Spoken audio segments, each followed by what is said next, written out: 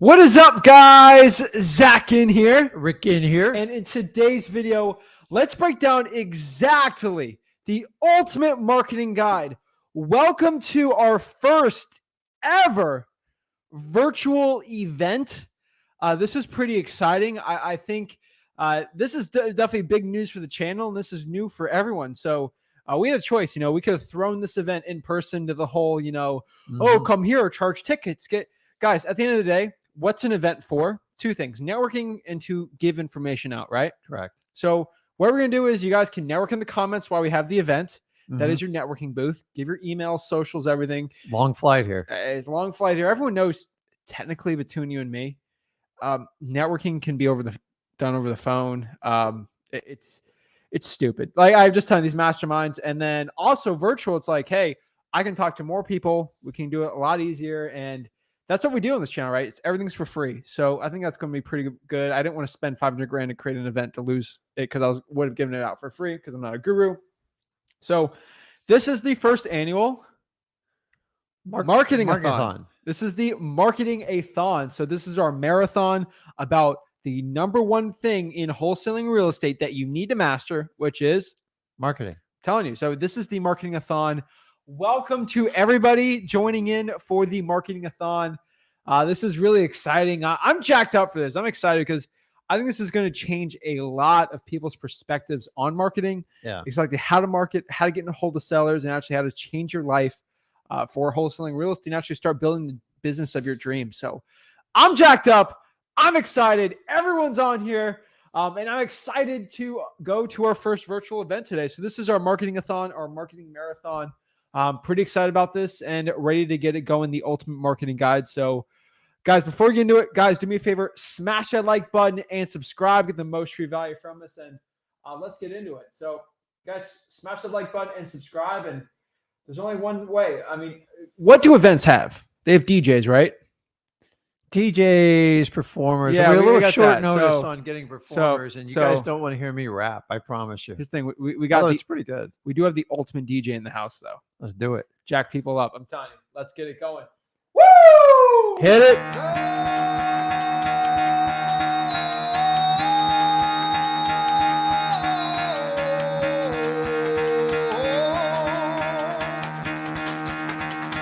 Get the fuck out of bed, bitch. Go.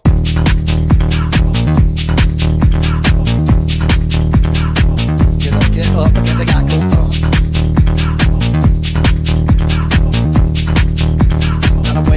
Time to wake up, bitch. Get up. Get up. Get up.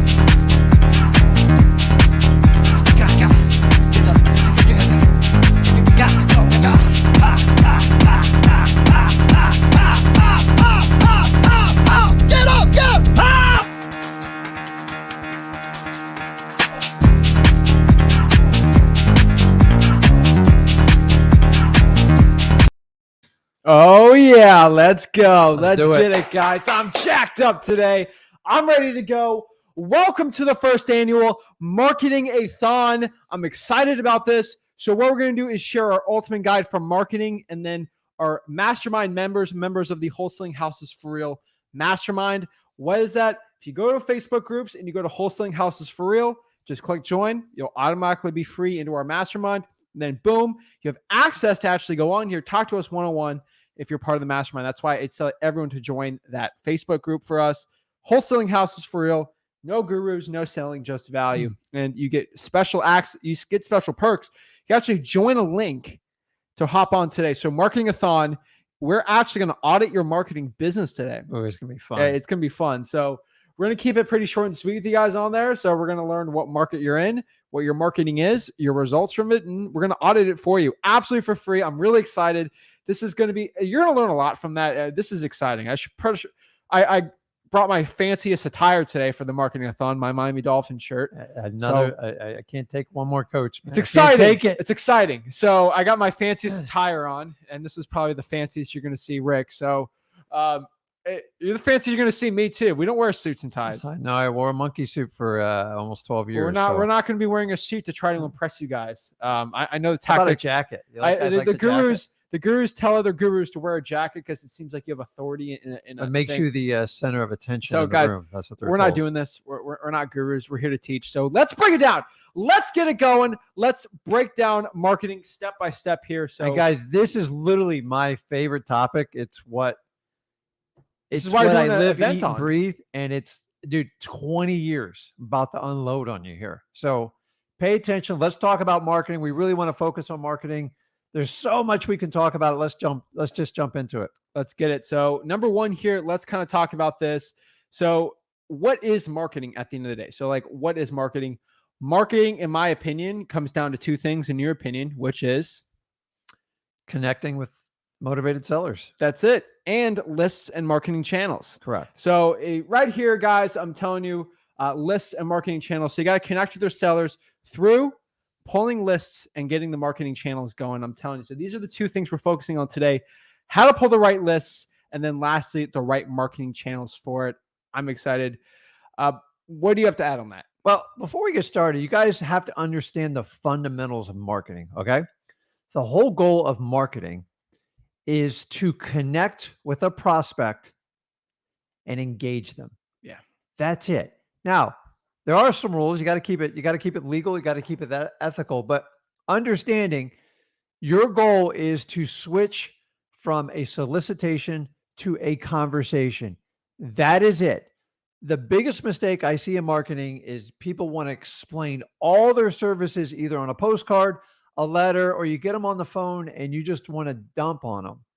It's the actual opposite way you do it. The less information you give them, you want to pique their interest and you want them to reach out and go, man, I got to figure this out. I got 7 postcards here. Or this guy called me and asked me this. And the idea is to engage a curious conversation. If the marketing does not achieve that, you are failing at marketing. So at the end of the day, I've invested millions of dollars in marketing. Those are the only questions I ask. How am I going to engage my prospect legally and ethically? And if you look at every form we're talking about today, marketing medium, that's what you need to address.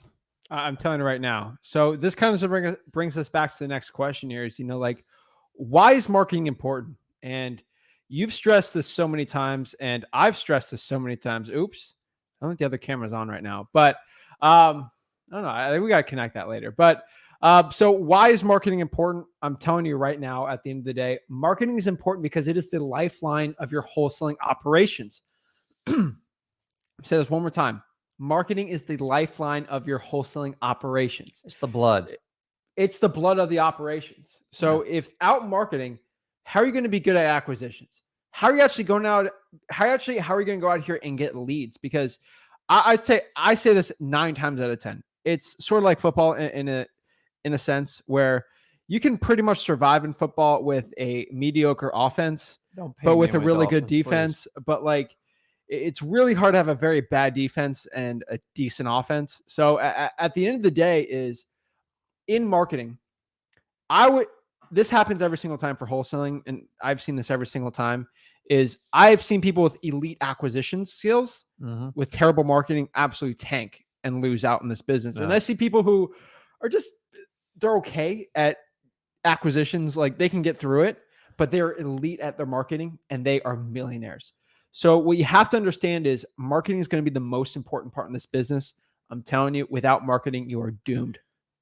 Guys, marketing is it. And I will tell you, we've watched an innovation really over the last 7 to 8 years where, hey, just copy this and do that. And it'll work. It'll get you through it. But at some point, you're going to have to pivot. You're going to have to look at your data, see if you're getting appointments, contracts. The marketing gimmicks. You have to stay ahead of it. I have spent my entire career in wholesaling. I am always 2 steps ahead of marketing. I took a 2-year period and I fell asleep and I just duplicated what was working and it caused me a lot of problems. So all the products, everything I've created for marketing has been just like cutting edge. And they solely factor on one thing.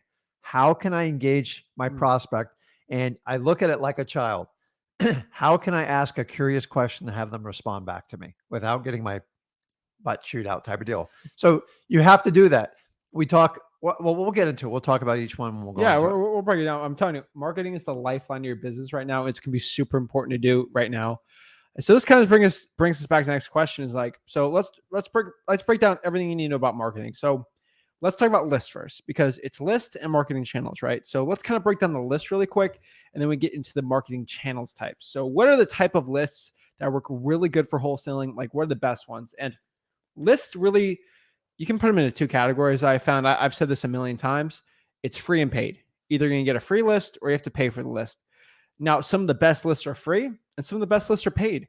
It really depends on what you're doing and what type of operations you're wanting to do. So this brings us back to my personal favorite list. These are government lists. What are government lists? These are going to be your code violations, liens, pre-foreclosures, fire damage properties, water shutoffs, divorce, IRS debt lien lists, credit card debt lien lists.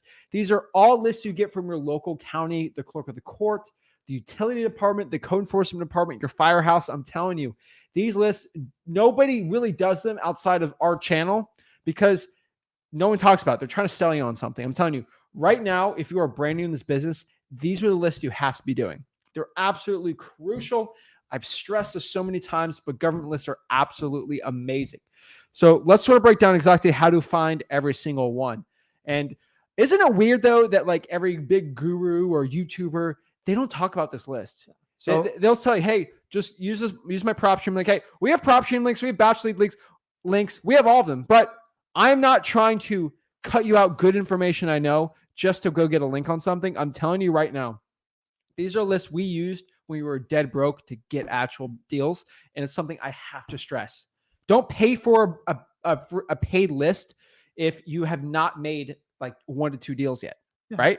So guys, if you're new to the channel, you're just new to wholesaling, a list is just a bunch of people that are a prospect, meaning there should be a good probability there might be a chance to do a deal with them. So when we talk about lists, you could use the word, they're just a bunch of people on a list that either maybe they're in foreclosure, maybe their water got shut off. So when you hear the word list, it's just we're identifying a pool of people that we want to go after. Not everybody on that list is going to be a great target.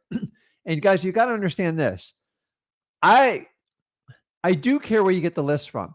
You can do paid lists. Some of the ones we suggest to you, they're very convenient and they're fast. And when you want a business, you need that part. But as Zach says, a lot of the lists when I started, they were all free. You can go down to your county, get list. You can go to your city and get list. What I want you to understand is when you run with somebody you find somebody on the internet and they go, listen, I have these golden lists that are very special. It's not, dude. They all come from the same place. You're going to pay a premium for it.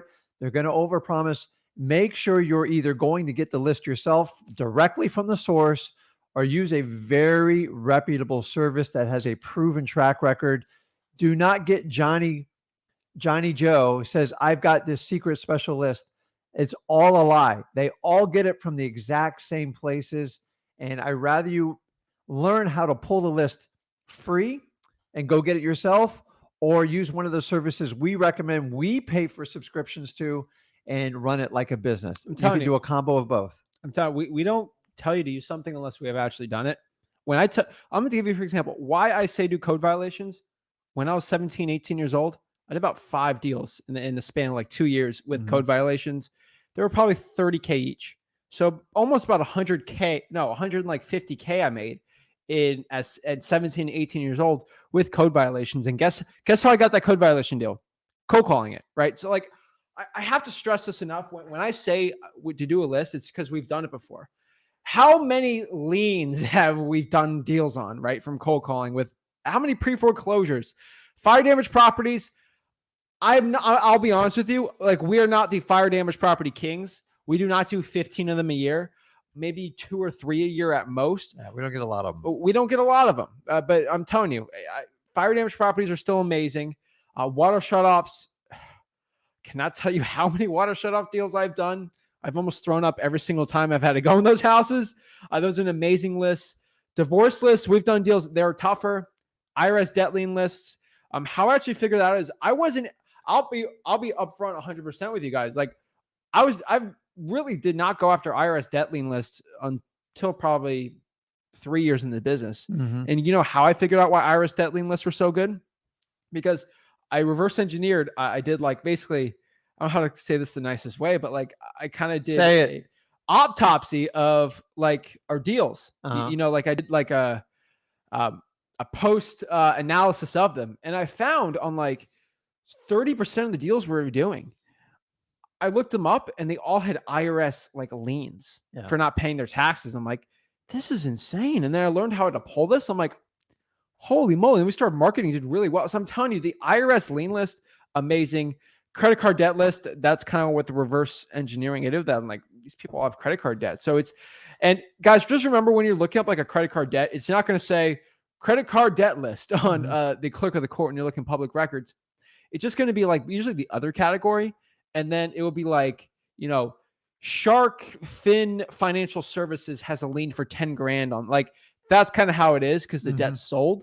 Just so understand when you're pulling it. But let's sort of break down on the government list how to find each one. So you're kind of you're on the expert on this. You can get really annoying with the code enforcement department, but like, how do you pull the code violation list?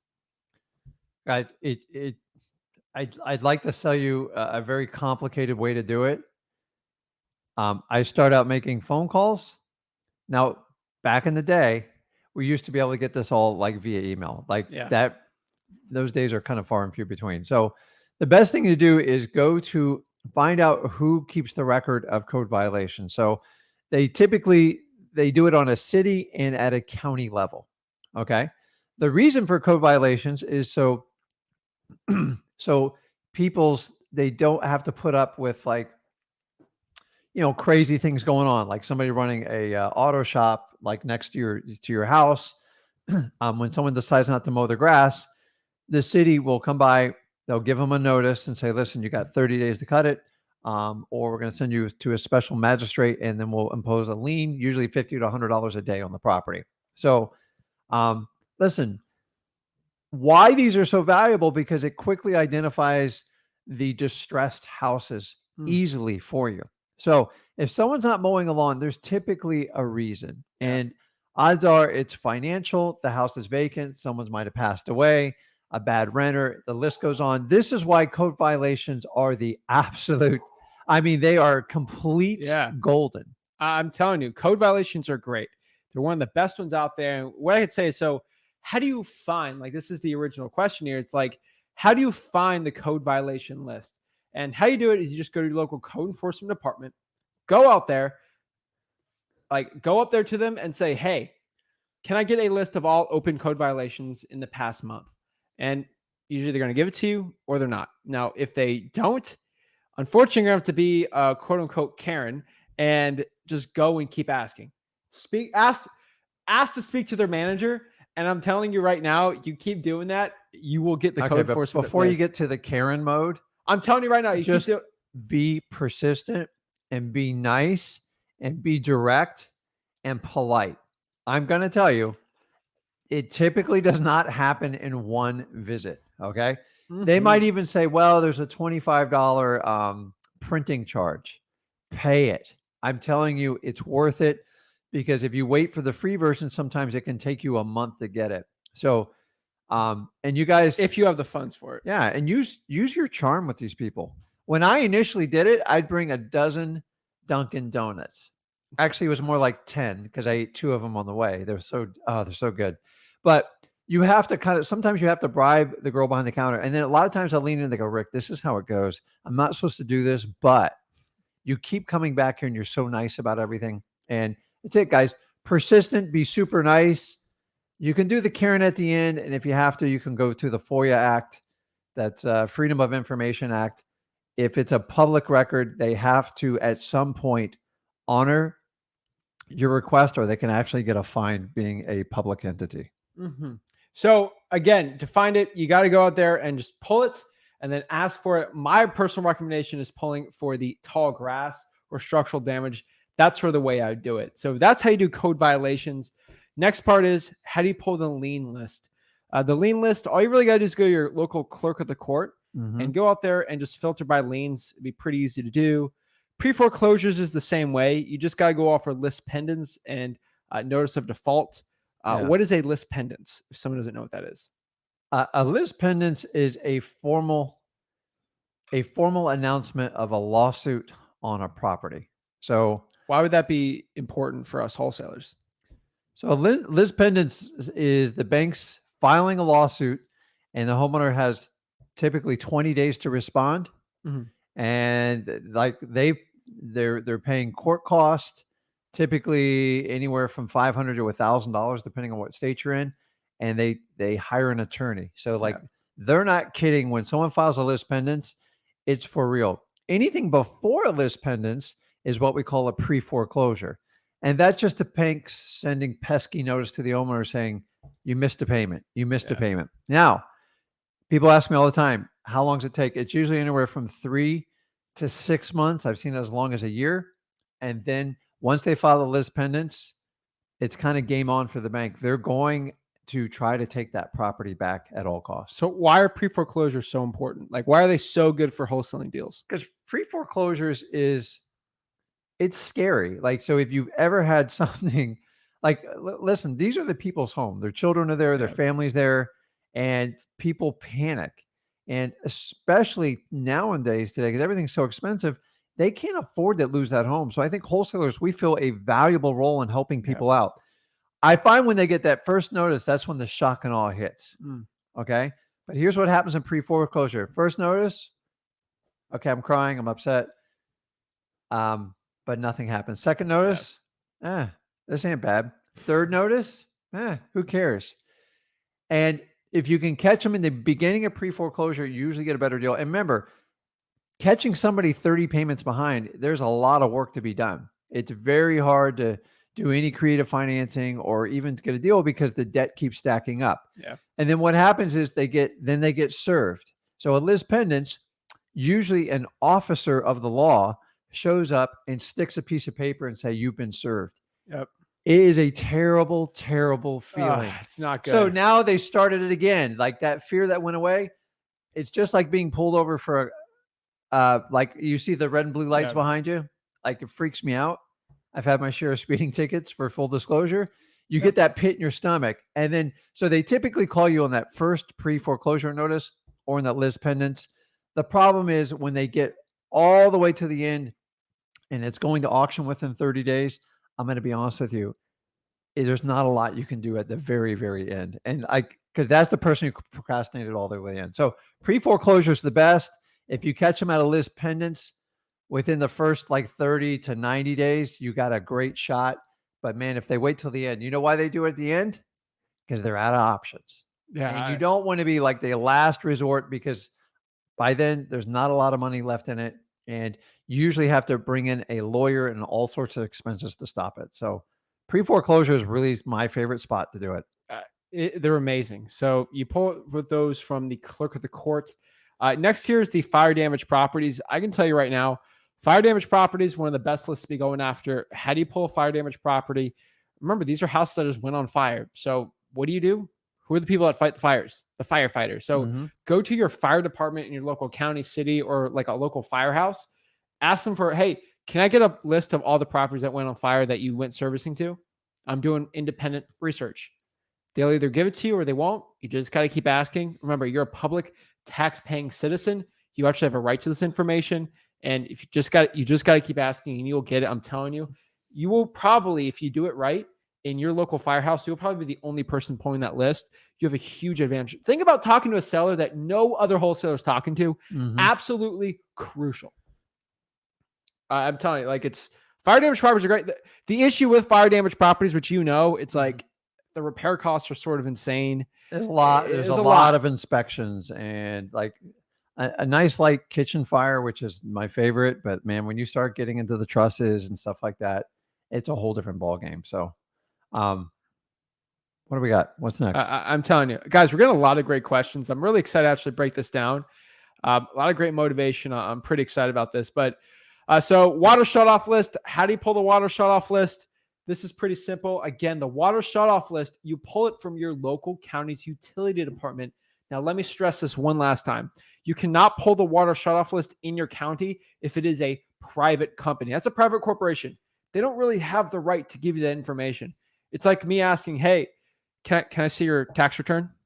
No, right? Yeah. You're a private Yeah. citizen. I can't go to a corporation that's private and ask them for their information. I have to go to a public one. That's where I'll get it. Ask for all the properties that have the water shut off. They'll give it to you, or you got to keep asking, speak to a manager. Eventually, you keep calling or go in person, you will do it. What I can tell you is if you're having a problem getting these lists, there's either two options. Actually, three. I'll call it three. Number one, you haven't gone in person yet. Mm-hmm. That's number one. Number two, you haven't spoken to a high enough person who actually understands the laws, and they're actually a public servant. They have to give that information. Mm-hmm. There have to be transparency.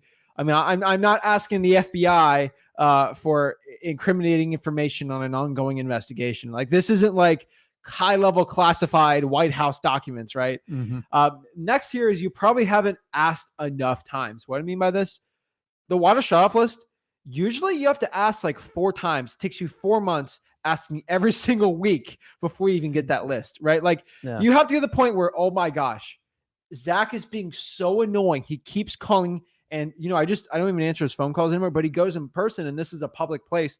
I can't kick him out. I just give him the list. It's just simpler. Yeah. And public employees, if you work for the government, hey, great, good for you. But I'm telling you, is most of them aren't going to go above and beyond to help unless you're so annoying where it's actually, they can do less work if they actually just give you what you want, right? Let me give you a little tip on this. A lot of times they go, well, go right over there and you have a seat. Oh my If you do that, make sure the seat is always in view of the person that sat you down, because they can't stand it. It's usually about 7 or 8 minutes. They're like, okay, just come on up. I can't deal with it. And you just kind of don't stare them down, but like, if you go down the lobby and around the corner, you'll be there for hours. But so if like she's right there and then it says sit right, I'm going to stay right in view. I'm just going to kind of like just nicely, just every time she looks up, I'm like, and they kind of like, they go, man, this guy's not going away. And I made a career out of doing this with a lot of government lists, because once they know you're persistent, listen, you can wear out 90% of the population with persistence, like end of story. So every single, like, I can tell you right now, you got to get really annoying with it, but it works really good. Next year's the divorce list. You get that from the clerk of the court, right? Yeah, dude, I'm not a big fan of it, but it's, remember, divorce is hard on everybody in the family, but you got to get 2 consenting parties that hate each other.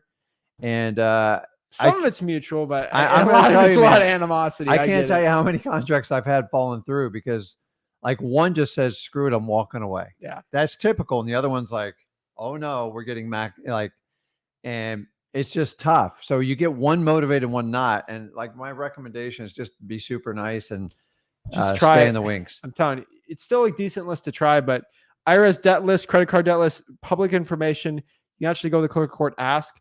What I tell you is just go to the clerk of the court and just ask how you pull these lists. Yeah. Just go to public records. Most of the time they'll work with you.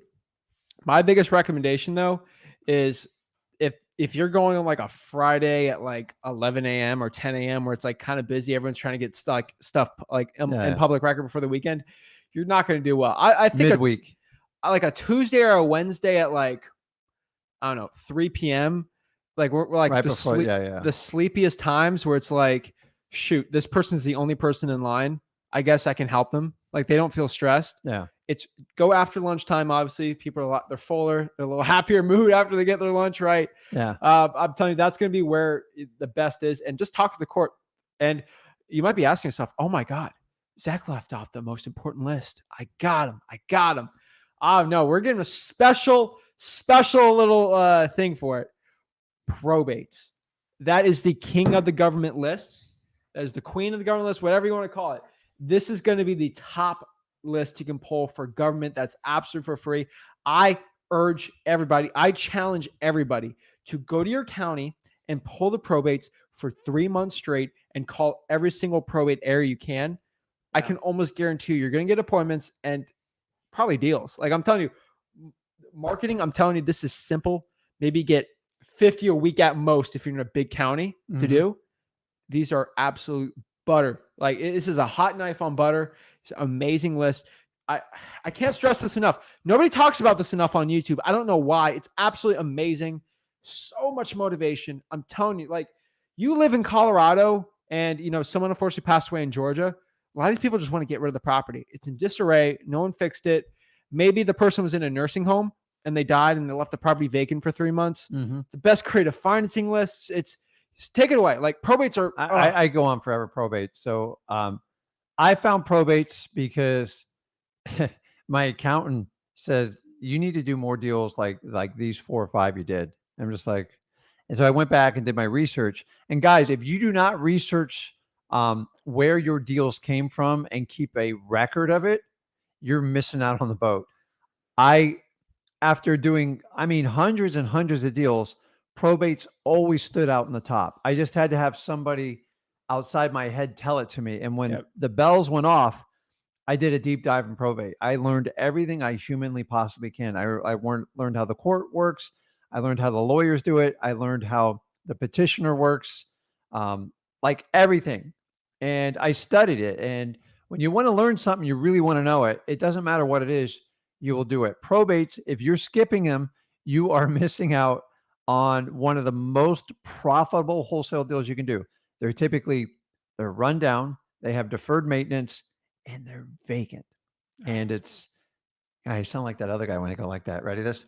They're vacant. Oh my gosh. Anyways, I love them. And full disclosure, I did not focus on them on my first 8 years of doing wholesale. And I'm telling you, if I did, it would have changed. I mean, my life's already changed. It just would have happened a lot faster. So you just go, and these aren't huge lists. They're not big at all. And there's some work in getting them, but they're not that hard, in my opinion.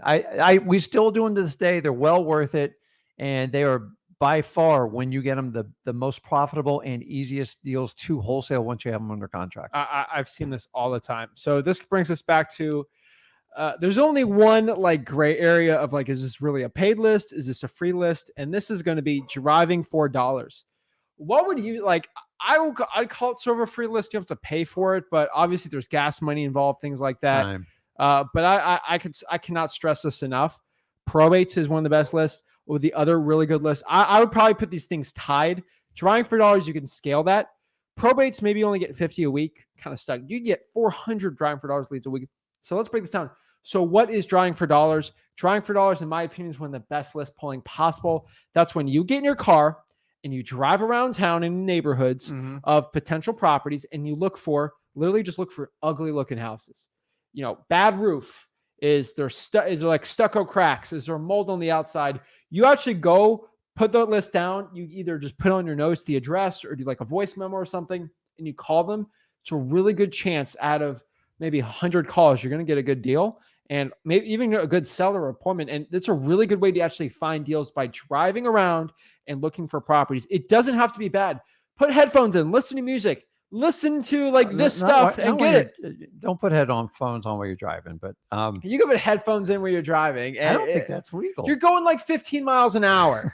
So like put headphones in, have a good time, listen to some music while you're driving around, stay focused on the roads. But I'm telling you, just go out there. You can scale it up really cool. The cool part about driving for $, too, is I don't drive for $, anymore. I got like 5 or 6 people that are like kids that can do it. It doesn't take an expert to go and draw and look for an ugly house. Hey, look for an ugly house. I'll pay you $15, $20 an hour. It's amazing. If you're struggling on deals, get in your car and go just find it. Like, stop waiting for everything to come to you. Go get it. This is playing offense and not sitting wait. And honestly, even like once a week, just get in your car. We all need to get out, get some fresh air, put your windows down. Well, if it's snowing, you might want to keep them up, but I'm here in Florida. So go out, get some fresh air, some fresh snow, David Goggins it, and just go after it and get it. Whenever I got short on it, I used to send everybody out. Everybody come back with like a list of 200 properties. And we get these massive lists and they always wind up getting a deal. And I'm just telling you, it's so simple. And if you don't know how to do it, go to freewholesaling.com. We do an entire video in there, show you how to do it. It's 100% free. I've spent my my last 20 years driving for $. There's very few people. It's not complicated. You don't need a course for driving for dollars, but learn how to do it. It is absolutely, it's very simple and it works. It works very well. Yep. So Also, guys, just wanted confirmation the audio is fine. I always get one person in the comments saying, "Oh, the audio is shaky and everything's terrible. I think you keep cutting in and out. You know, the audio is coming." I don't think it is. I just checked on my phone. I always get one. I don't know why. I always get one person that says this. So if I can get confirmation this thing isn't shaking in and out and getting in and out, I would appreciate that. But everything looks good on our end. We even get the internet signal on the thing, so we're fine. No. But I ain't stopping this. This marketing-a-thon, these gurus are trying to cut it. These gurus are going out here trying to find the internet wire that out of here, and they're trying to cut it off. They're trying to cut the stream off. If they're trying to stop the power grid in Port St. Lucie right now. They're trying to cut us out, but we ain't gonna let it happen. We're disseminating this information. I'm telling you right now, it's good. We're getting some stuff here. Audio's great, sounds great, perfect, fine. So what I can tell you right now is drive for dollars, guys. I cannot stress this enough. If you need a quick boost, you've been a kid and you've had a little bonfire going, and some person just they just put a little lighter fluid, like a little drop, and just see it go like. Whoosh. Put the lighter fluid on your fire and just explode it by actually going out here drawing for dollars. I'm telling you, it's amazing. Now we get in the next part, guys. We are taking our sweet time. This is not just a video. This is a event. And Imagine. listen, I'm going to throw in a bonus one. Oh, geez. And it's listen, it's right up there with divorce. It ain't easy. And you've done a few of these with me. Arrest records. Like you can pull your city and county arrest records. I'm going to warn you, it's drama at a level you can't even comprehend. So it just, remember when someone's going to jail and they have a house, someone's got to make payments and keep it going. And if they don't have people to help them out, you do fill a void. Now, you will get patted down going into the jail cell. You have to sit and you have to entertain some crazy stuff. But this is a marketing event, so we're going to give you everything in the event, not just the YouTube. So fine, I don't talk about that much, but so you just look. Someone got arrested, and then you cross-reference they have a property, and reach out to them. Like it's a shot. I'm going to warn you, it's a lot of drama because you're going to hear everything going on in their life. And remember, when you're stuck in jail and you can't make bond, they love talking to wholesalers. They just like talking. So, I driving for dollars is fine, but I'm telling you right now, just be careful with that, but it's still something you can do. Next here is the paid lists. So what are the paid lists? These are lists you get from listrei.com, batch leads, whatever one you want to call it. I think smszach.com is switching to batch leads. I think they're getting rid of that offer just because of the expensive things. On their end, I think they're losing like $30 every time someone clicked smszach.com. So they switched it over to I think they're losing like $20 or something out the other one. But listrei.com, that's how you actually pay for a list. You get driving for dollars app with that too. But let's kind of break down the list you actually have to pay for. Not the most fun. No one likes paying for things, right? But again, man, guys, you have no idea how good you have it getting lists.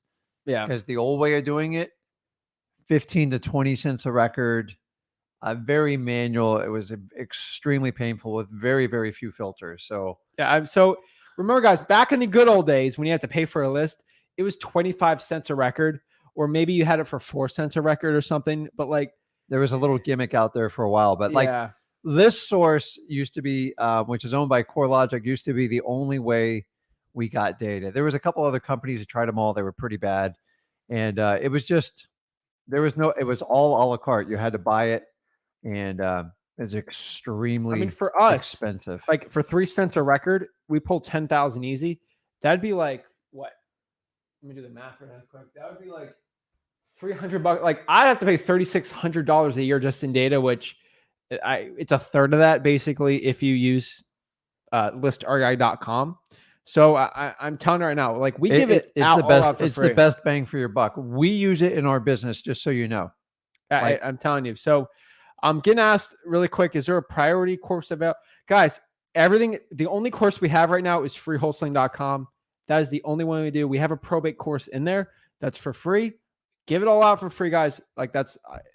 Again, Rick used to sell a course in like 8 years ago, and he sold it to a publisher before we started the channel. Yeah, That I might be did. something you get. That guy still markets. I like got out of the crazy. guru business because I saw everything yeah. that was going on, and This is like 5 years ago. I'm telling you right now, guys. somebody made me an offer, and I'm just Yeah. like, talk about. I You don't. you got out of it. I don't manage it. I don't do anything with we it. get If you asked this buy it, question all the it's time. still great information, but We give it out. We literally, I told everyone, if you just email, like if you go through freewholesaling.com, we actually still have access to that course.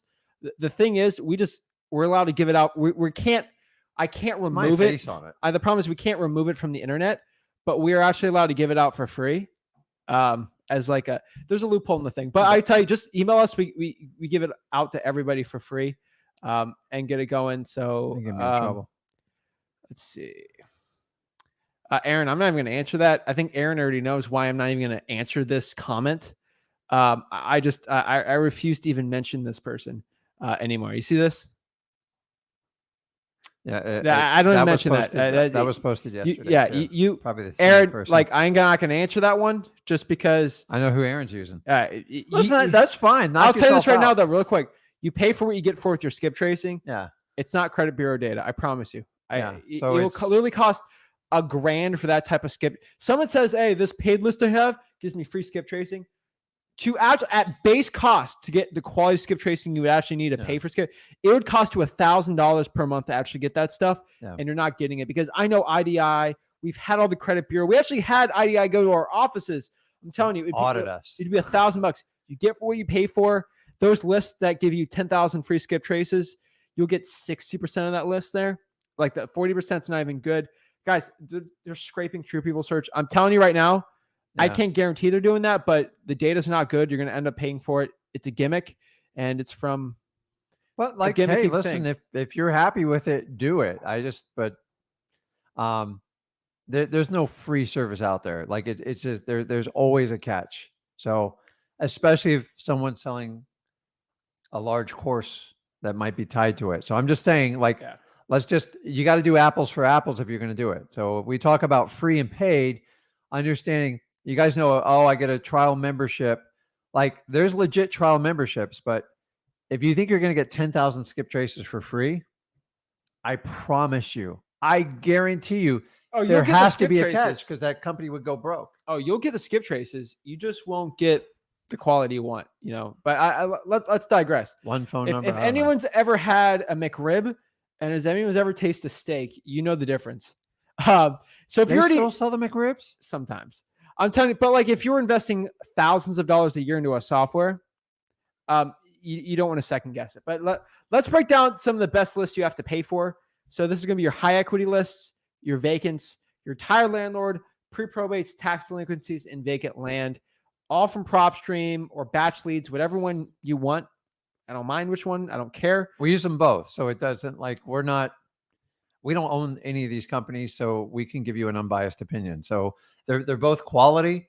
They're both reputable, and we trust their data, but and no, you don't need two, just pick one. Like honestly, whichever one fits you, they both have their specialties. And for that reason, if you could possibly have two, we like to check our data and see which one's like the best. But we subscribe to both of them. We run a pretty large operation. But if you're just starting out, you do not need either one of them. They're not a requirement. I don't care if you use them or not. If you want to use them and leverage some of the business aspects of it and the convenience of it, and it's worth it for you, I would go for it. Yeah. So like either you get listarea.com, you can use smsac.com, get 5,000 free list polls. So it's like, if you want to try the trials out, I'm going to get in trouble for saying this, but like try both of them, right? Like that, at the end of the day, like you can try both of them and see which one you like. They're both losing a ton of money doing this. So let them fight for you. Like I'm not here to go. I love it when I'll be up front. We have that link so we can pay for things for the channel. I'm telling you right now, I don't do this business just for free. I do this to get JVing deals, and we make a ton of money doing it. But what I'll tell you is I'll put a link on there just because it gives people free leverage. We get leverage to give people better offers. So I love one person that says batch is the only thing you can ever use, and someone says PropStream is the only thing. You know what, guys? I was around when none of this was around. Yeah. I guess it's sweet. You're loyal to them, but like the reality is you're going to use one. If you get success with it and you're comfortable with it, don't switch. Like it's a Oh, we're gonna nightmare. It's ask like this. moving. Donna says, "Is mailing mastery the one you sold?" No, that's just the free direct mail No, course. dude, No, that's an unbelievable. yeah, but we'll get into that. That a thing's little. unbelievable. We'll get into that a little later. But yeah, you guys, you try both of them. smsact.com, listri.com, and you let them fight for your money. Like I don't really care which one you use. Use it. Go use government list. I don't care. But I'm telling you right now, if you're gonna pay for a list, test them both out. They're both great. I got plenty of videos on like which ones you like or which one's better. But let's kind of break these down. We provide a lot of training for you on them. Yeah. So both of them. Let's break this down. High equity. What is high equity? Why do we like high equity? And why is it such a really good marketing list to be pulling? It's just real simple. It's people that wait. First of all, I don't want to cut you up, but like, what is equity? Let's kind of break it down to the simplest basics. What is equity?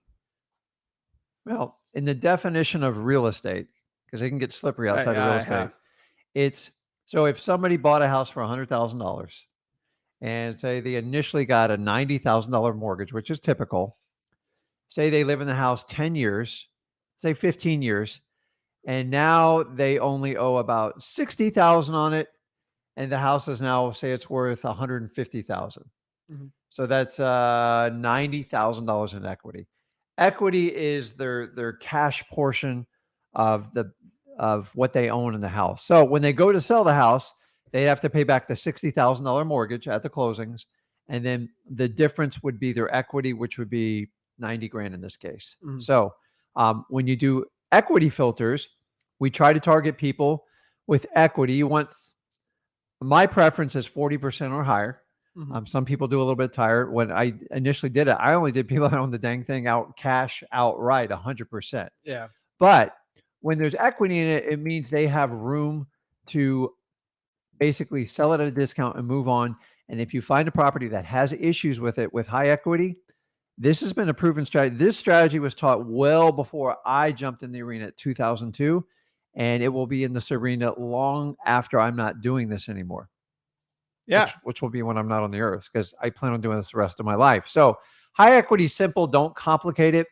My recommendation, set a filter for 40% or higher.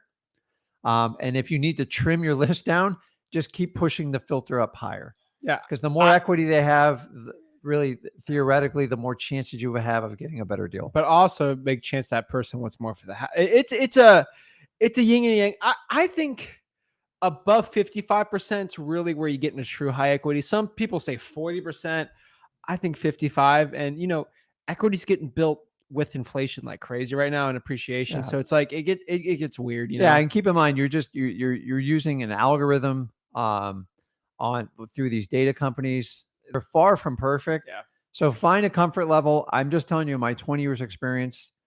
Once you get below 40, it becomes a challenge. I've experimented down to 25. It's a nightmare. Yeah. So if you want to do like now, if I was going to target subject twos or do some type of marketing like that, your phone will blow up on like sub 20. Yeah. And they'll talk to you all day long. But the problem is there's not enough money in there. And unless they're willing to hand over their mortgage, it's very hard to take those deals down. And it takes a little bit of experience to learn how to talk to people because it's a little bit different of a conversation. Yeah. Mostly high equity are people who just have a motivation for selling and they got plenty of money that they can get for cash for the house where it works. Again, how do you calculate equity? At the end of the day, to calculate equity, it's really how much you're going to buy the property for minus what they owe, whatever liens they have on the property, what their mortgage is. That's really it. So if you're buying it for $100,000 and they have a $50,000 mortgage on it that they owe, that means their equity is going to be 50%. So it's $50,000 divided by your purchase price. So 50,000 divided by 100,000, 50%, that's 50% equity. That's how you calculate equity for wholesaling real estate deals. I'm telling you right now, high equity is really important. So let's go to the next one. Vacant. Basically a vacant list is going to be a list you get from the United States Postal Service. So I don't know if because I've dealt with so many properties we've bought and then we just haven't gotten the mail. It is listed vacant. Vacant is basically a list from the United States Postal Service where if no one collects mail for, I think, 7-8 days, I know this is in Florida. It might be different, every state's different, but like there'll be a green slip. The post office, they'll take your mail back and they'll put a green slip because they don't want to waste their time driving, and it says vacant on it.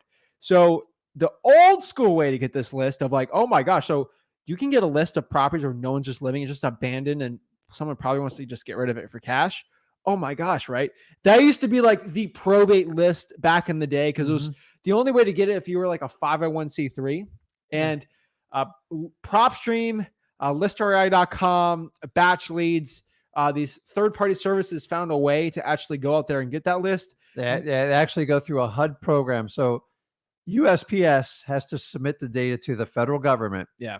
And then HUD gathers this information, and they got this ridiculous rule that you have to be like a nonprofit, some sort of stipulation. HUD is the Department of Housing and Urban Development. Correct. Also. Yeah. So they keep statistics on it. So all these data providers have figured out how to get these lists. Yeah. So, you know, when you're getting a vacant list, they're all getting it from the same place. I'm sorry to bust everyone's bubble. That they do not go out in a car and collect all this information directly from homeowners or the United States Postal Office. They submit, they do a lot of paperwork. Guys, it's smart, it's clever, but I want to understand it doesn't matter which data service you use. All of them are getting it from the exact same source. So find a reputable data provider. Use the ones that we use. We like to use them. They're far from perfect, guys. Like there's a lot of like the only downside of these lists, they're not updated like hugely. And by the time they get to the data services, sometimes 90 or 120 days can pass. Yeah. And that's the challenge. Sometimes MLS stuff gets mixed up in there when they're selling the house and they're vacant. There's a lot of stuff going on, but it is a numbers game. It's a great place to look. And I don't pull the vacant list every month. My suggestion to you is if you want to do it often, don't do it more than like once a quarter because they don't change a ton, like 15, maybe 10, 15%, because you'll notice the same people on the list. I'm like, so if you had to use part of your allocated leads and you keep buying the same lead over, the data services don't care. They'll put it towards or if you're paying for it, even worse. Here's what I tell you, do not buy private vacant home list because guess where they're getting it from? They're getting it from the exact same place the data services are providing. So that's vacants. So tired landlords, another list. It's just people that their mailing address is different than their primary address, and they can tell that it's a landlord. And then other people might have their primary address there. And this is a tired landlord, usually someone who's older and that's actually owned the house for a while. That's how these are just people that are like tired of being a landlord, right? They might have a lot of just want or motivation to sell it. So that's actually a really good list to be doing. Next here is pre-probates. This is technically like, so probates when someone unfortunately passes away. We talked to the heirs, cold call them, stuff like that. Pre-probate is, so technically probate is when the probate process actually gets filed in. Correct. Now, PropStream has a thing called pre-probate where you try to get the list right when someone unfortunately passes away. And the probate process actually isn't filed. I think you'd agree with me. There's actually a lot of people that pass away where probate's not even really filed till like 2 or 3 months after. Yeah. So let me give you guys a little bit of a stat. I want to say, don't quote me exactly on this. I'm going to quote but you. Almost 50% of properties don't even go through probate when somebody passes away. So by using this pre-probate strategy through listrei.com, I hate the word game changer because it's beyond abused in this industry. It's a huge difference maker. You're use that. Crushing it. So part of the service is they will they comb the death records and they cross-reference it to properties owned in the county, and then it comes up on this list. Properties that don't go through probate, trusts, anytime there is there's certain types of companies. A lot of properties, if it's in joint tenants, it just passes to the other person. It skips. But a lot of times these people need help all the time. A lot of times, depending on how they set up the legal structure of the property, joint tenants with survivorship. I'm not here to give you legal advice, but a lot of these properties are set to pass. A lot of people do a lot of pre-planning for probate so they don't have to go through this painstaking process for their family. And if you don't do pre-probate, you miss on it. And here's the last benefit of pre-probate. You don't have to go spend all this energy if you don't want to, going to the courthouse, doing all these specialty lists, combing them, cross-referencing them. It's more of a wide net you just throw out. And I could tell you, if I had to do it all over again, I would have started out doing pre-probates. It was never offered to me. So it's a good blanket, and you don't have to spend a lot of energy, and it really doesn't cost you any more money. I'm telling you, to do probates, yes, you can go and pull them, but there's energy to do it. Or sometimes you even have to pay for like these specialty lists. And by the way, here's my recommendation. I'm going to tick off a lot of people with this one. Do not use private paid probate service providers. It's literally a waste of money. They are selling the exact same list to everybody, and most of them are majorly dated. They're just trying to sell you. Like, they're going to the government and pulling it. Just don't do it, guys, because I've tried, and a lot of them are like $100 per county per list. And I was spending up to $1,000 a month. I never got a deal. The minute I started going to the courtroom and took action, did it myself, the deals flowed in. I'm telling you right now. So the one thing I would also tell you, which I think is pretty important here, is pre-probate's done by going through the public obituaries and death records, and then using that and figuring out, oh my gosh, Edward Smith in Louisville, Kentucky, at 123 Main Street, he passed away. Oh shoot, that person actually owned a piece of real estate. Yeah. Then you pop them up on there. People used to do that back in the day. Used to be called some not nice names that people go through. A little freaky, dude. People, I'm not gonna lie, I'm not a big fan. So of it. PropStream does this for you, yeah. And they're not calling it the obituary list. They're calling it the pre-probate, which I think kind of creative. But theoretically, what they're doing with the old, like what they used to do with like in the 80s and 70s, they go through the obituaries like, oh, Tom Felton. You know what the Schwartz problem with an obituary died. is, right? Yeah. Think about it. When somebody passes away, they put a notice. Oh, it used to be in the paper. Now it's online. And the problem is, dude, they just passed away. Please, for the love of God, do not pick up the phone 2 days after they pass away and say, it's just not the right time. And it drives me nuts. I'm all for aggressive marketing, but man, you want to start off with a really bad relationship. That's like, let me tell you, I would tear you up if you called me right after a loved one died. But Dad, here's the thing. No one's going to go call you and say, hey, I saw that died. I want to buy your house. Well, some people do. Some people, see, that's how you get torn up. I'm telling you right now, you won't get torn up if you go call the person and say, hey, are you looking to sell this house?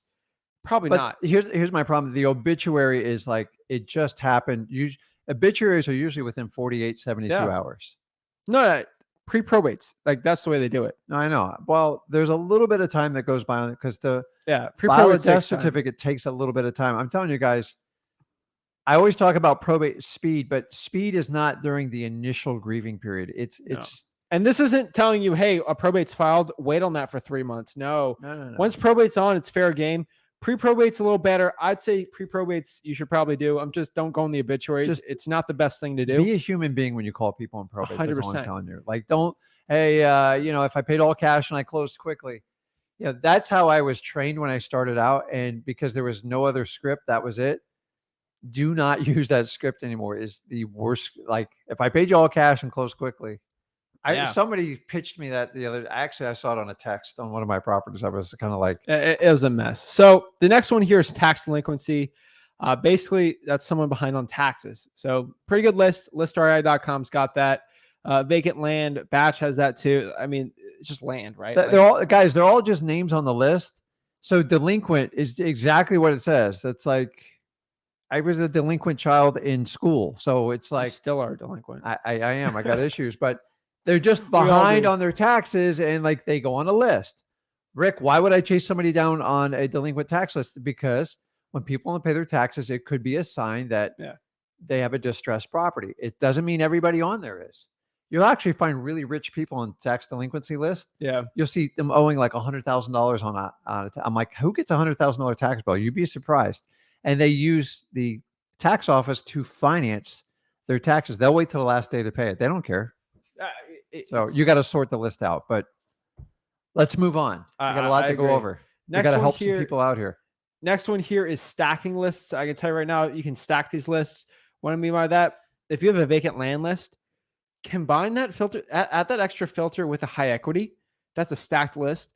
A vacant property with a lot of equity is going to be great, right? Yeah. A pre-probate with a lot of equity. Maybe a vacant that is also a pre-probate. Like, just mix these together. I'm telling you, they're going to be absolutely amazing. Next part about marketing lists that I think we should bring up. We kind of talked about this again, and this is skip tracing. You know, you either get free skip tracing, paid skip tracing, free skip tracing. I recommend this every single time. If you want to skip trace for free, truepeoplesearch.com. Truepeoplesearch.com is the best skip tracing for free. It is literally magic, in my opinion. The chance of you finding someone absolutely for free for skip tracing that you got to pay 10, 15, 20 cents each record. Put some headphones in and just copy and paste into truepeoplesearch.com. It's going to cost you some time, but it'll cost you some time, but it's like 65% accurate and for free. That's the best you can get. Start there at least. Yeah. And if you have to pay for skip tracing, batch skip tracing is probably the best one out there. Listartedit.com is really good too.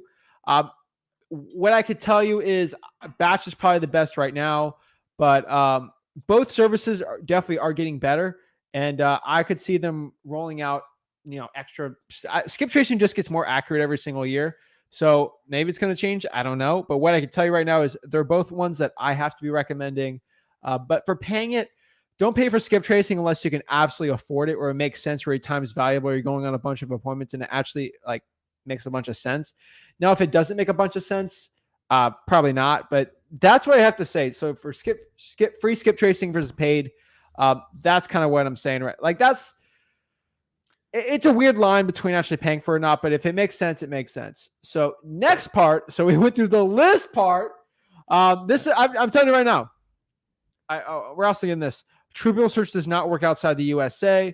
Alexis, get a free VPN. If you're outside the US, learn how to do a VPN. They're free to do. They're amazing. So let's kind of break down how to do the marketing channels. So let's break down basically all the marketing channels, guys. This is what we call a marketing-a-thon. Usually we talk for like 30 minutes and we get into it. Like, this is a marketing-a-thon, marathon, marketing-a-thon. So we're getting into it. I'm jacked up. So I love it. There are a lot of people on today. So I know they're enjoying. They're in the virtual event watching. So I appreciate it. Hopefully y'all are wearing your suits. So these are let's break down really quick the marketing channels.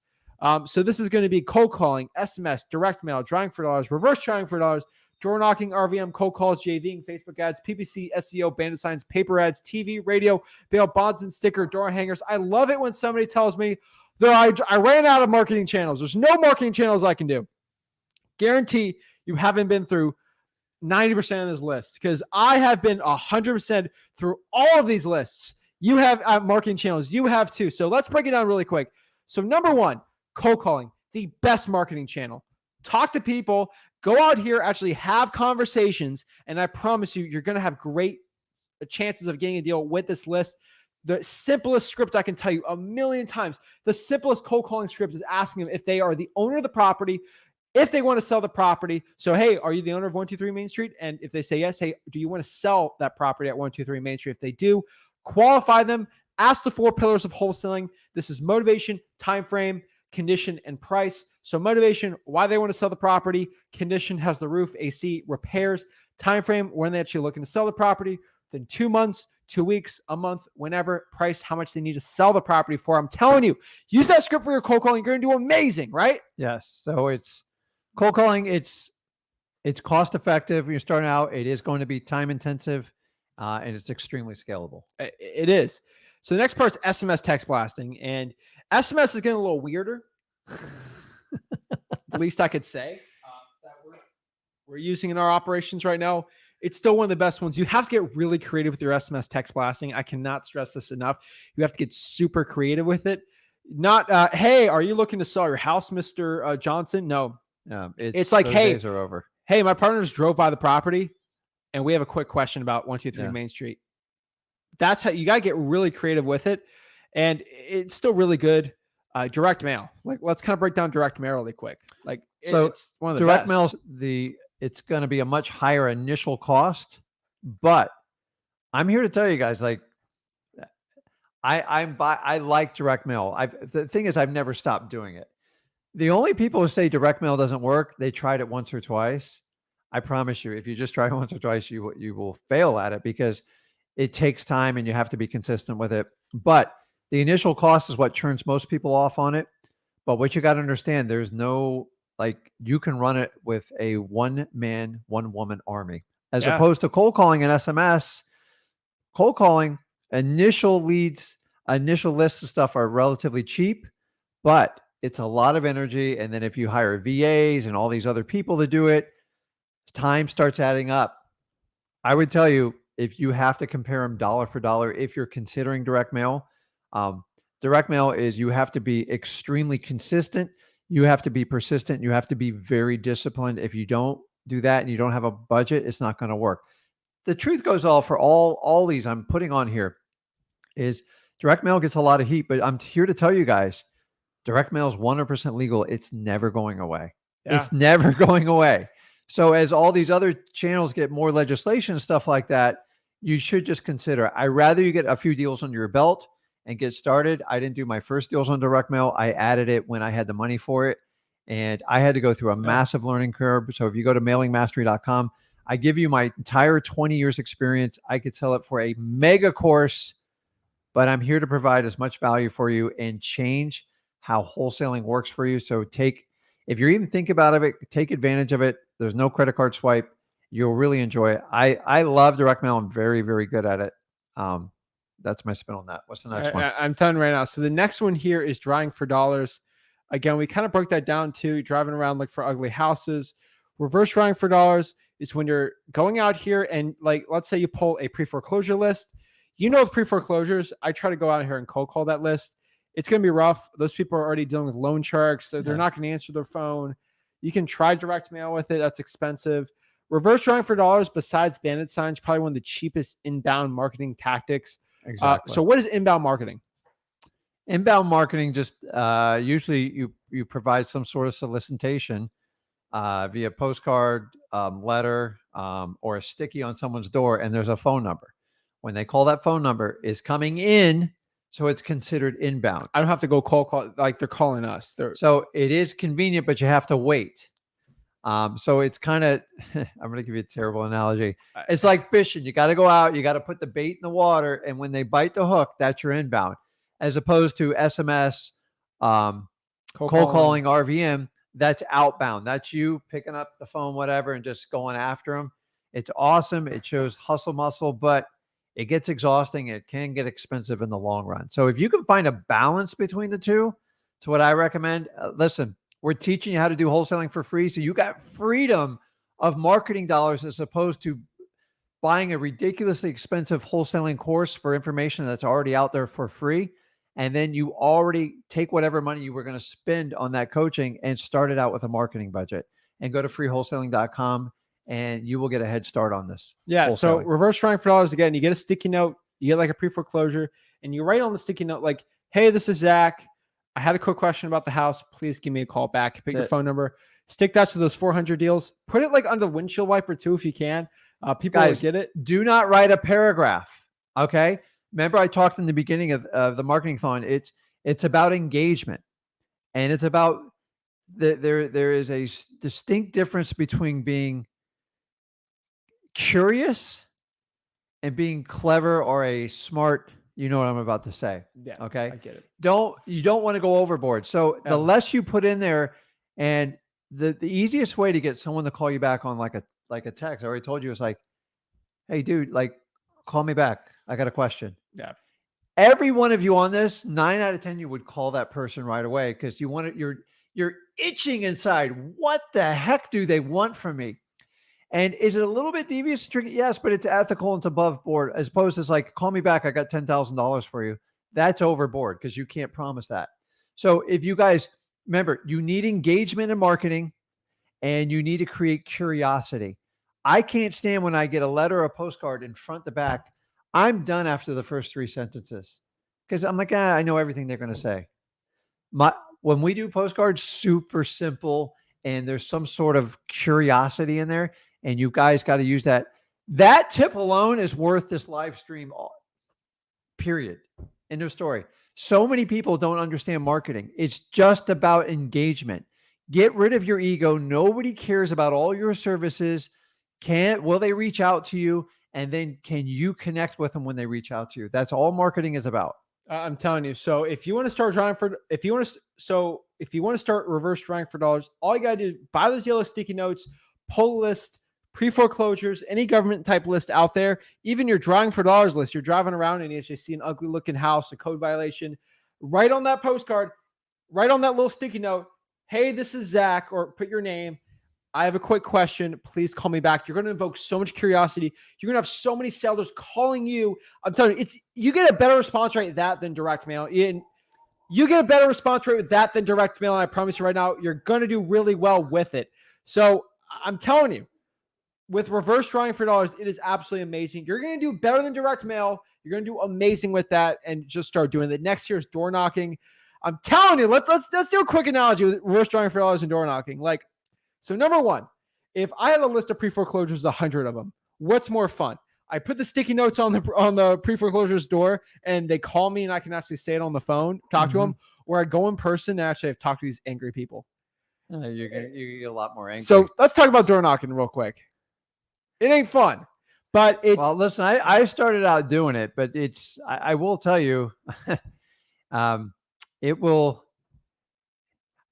weed out the people that, if you really want to do this business, you want to do it, you got guts to do it, especially into like today's environment. It's just a different world. So door knocking is when you go to someone and you just knock on the door and you ask them if they want to sell the property. Somebody reminded me there's a famous comedian, Sebastian, I forgot his last name, and he does a whole skit like when somebody like knocks on the door. Italian guy? Yeah, they go go Malesco. And like his first thing he goes, "Did you guys call any? Did you guys invite anybody over?" And then they all duck down. They duck down. They're like, and they all sneak up to the door. People go hide in the rooms, and that's a good analogy for like. But like when I was a kid, somebody knocks on the door. You're like, "All right, we have visitors." And I remember the vacuum salesperson coming in and sitting down next to my mom and spending 45 minutes trying to sell a vacuum cleaner. Can you imagine doing that today? Anyways, it's a different world. Things change. Wholesaling changes, and you have to adapt with it. You have to make decisions if it's really worth your time to do it. I've been chased by dogs. I've been spit on for full rec. Just not fun stuff. I did not get in the, I remember doing, I did not get in the wholesaling to do this. Now I did one of my first 10 deals. I did a pre-foreclosure and I made 60 grand. So I survived the spitting, but I'm going to be honest with you, I probably should have just stopped. It was bad. Okay. It was really bad.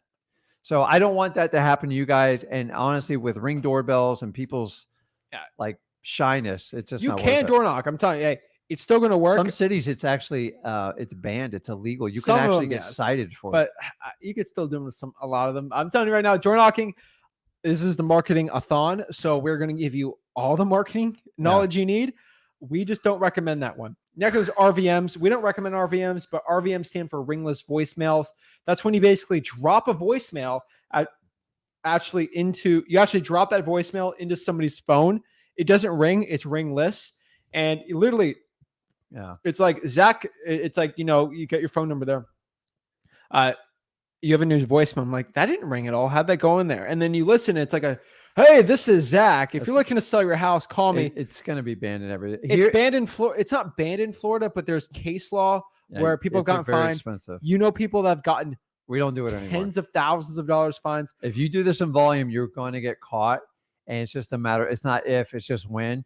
And here's an example of where curiosity crosses over to being kind of clever and like a smart butt. So, because it's very like people just feel tricked because wait a minute, my phone didn't ring. This doesn't make sense. And they're calling back on that action and that, like, I get it. It's it's brilliant marketing. Like, I'm going to be honest, whoever came up with it, unbelievable, but we've abused it as wholesalers.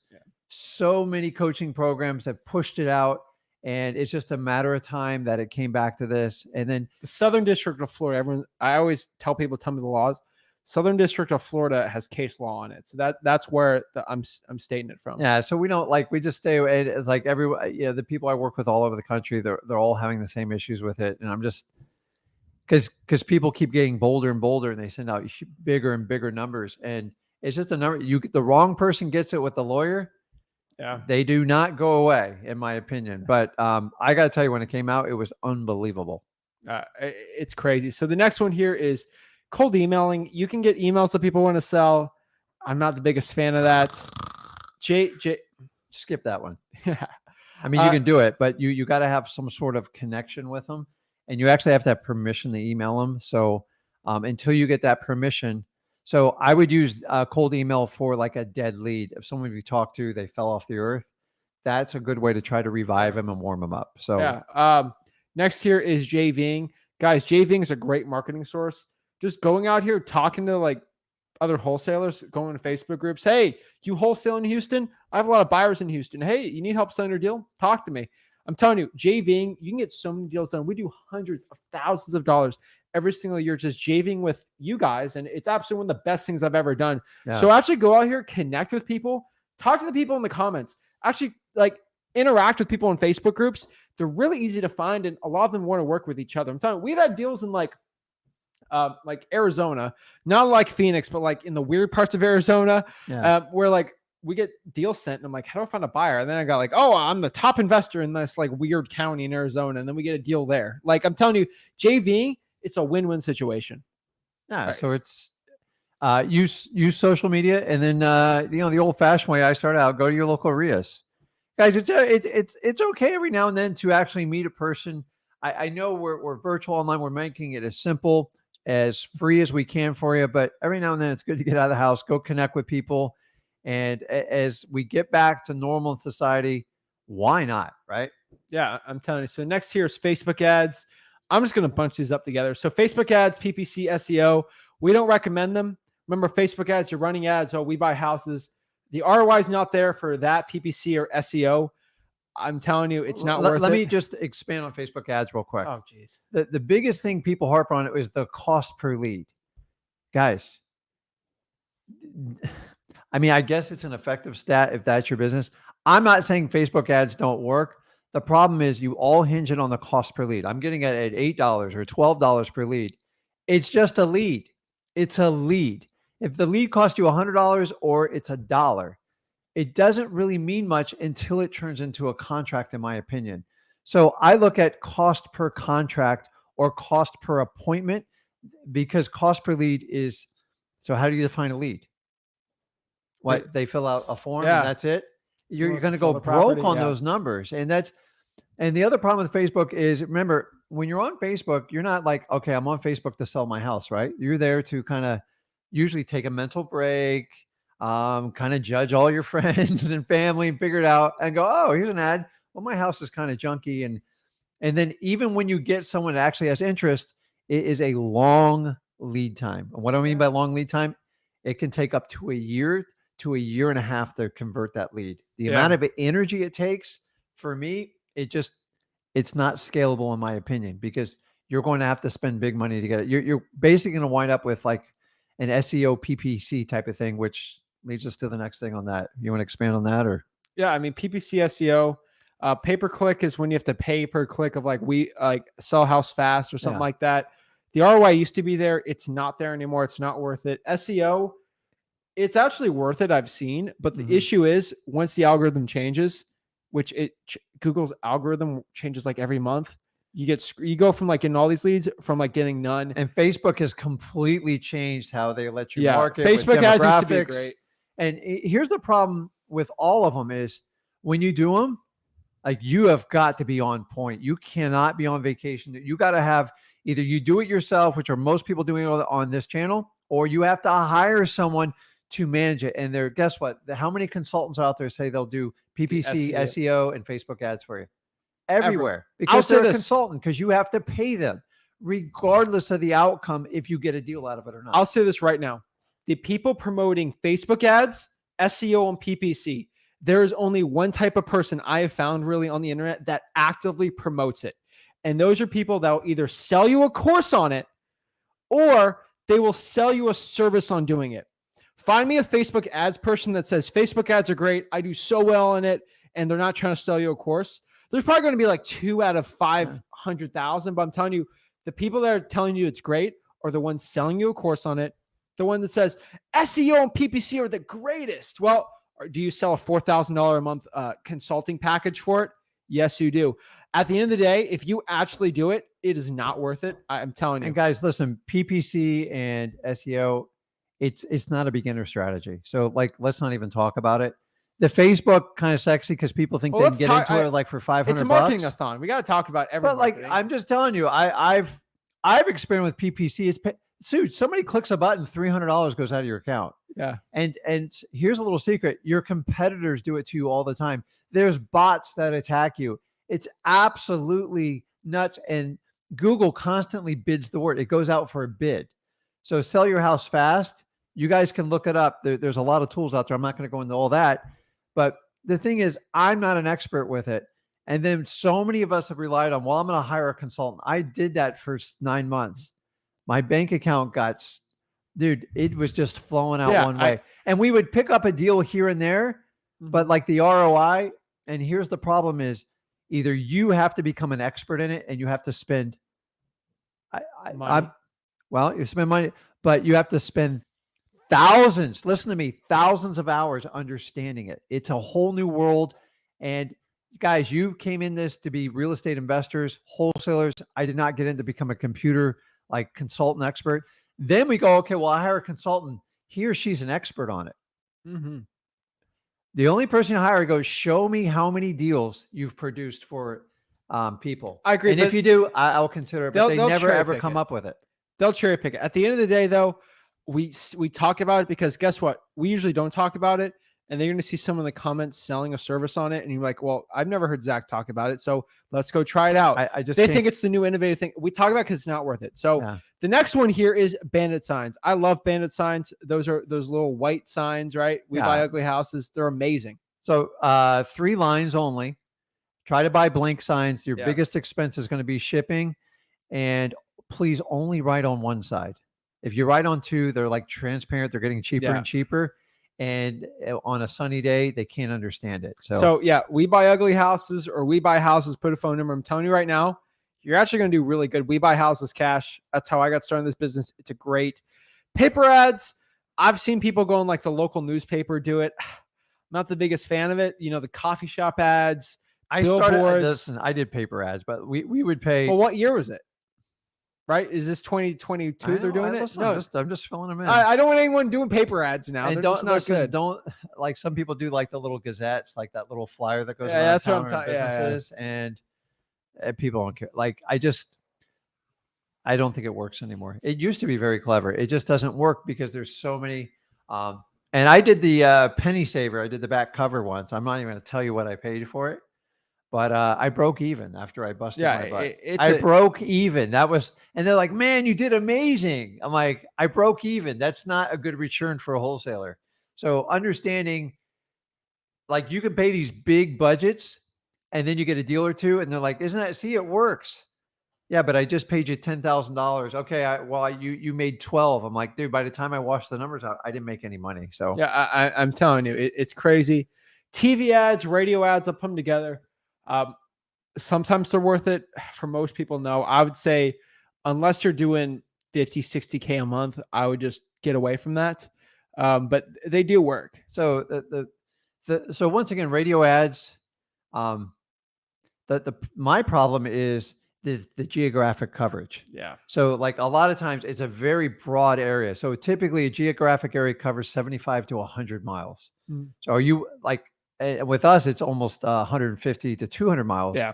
And then with the age of streaming, it's just not nearly as effective anymore. Listen, it still works. I've done it, but like you've got to test it. Then you got to figure out how to buy ads. I guarantee someone will sell you a course and show you how to do it. I don't even listen to radio, but like I'm not your key demographic to buy, but like I'm just telling you, a lot of people are not. There's just people still do it, but I don't.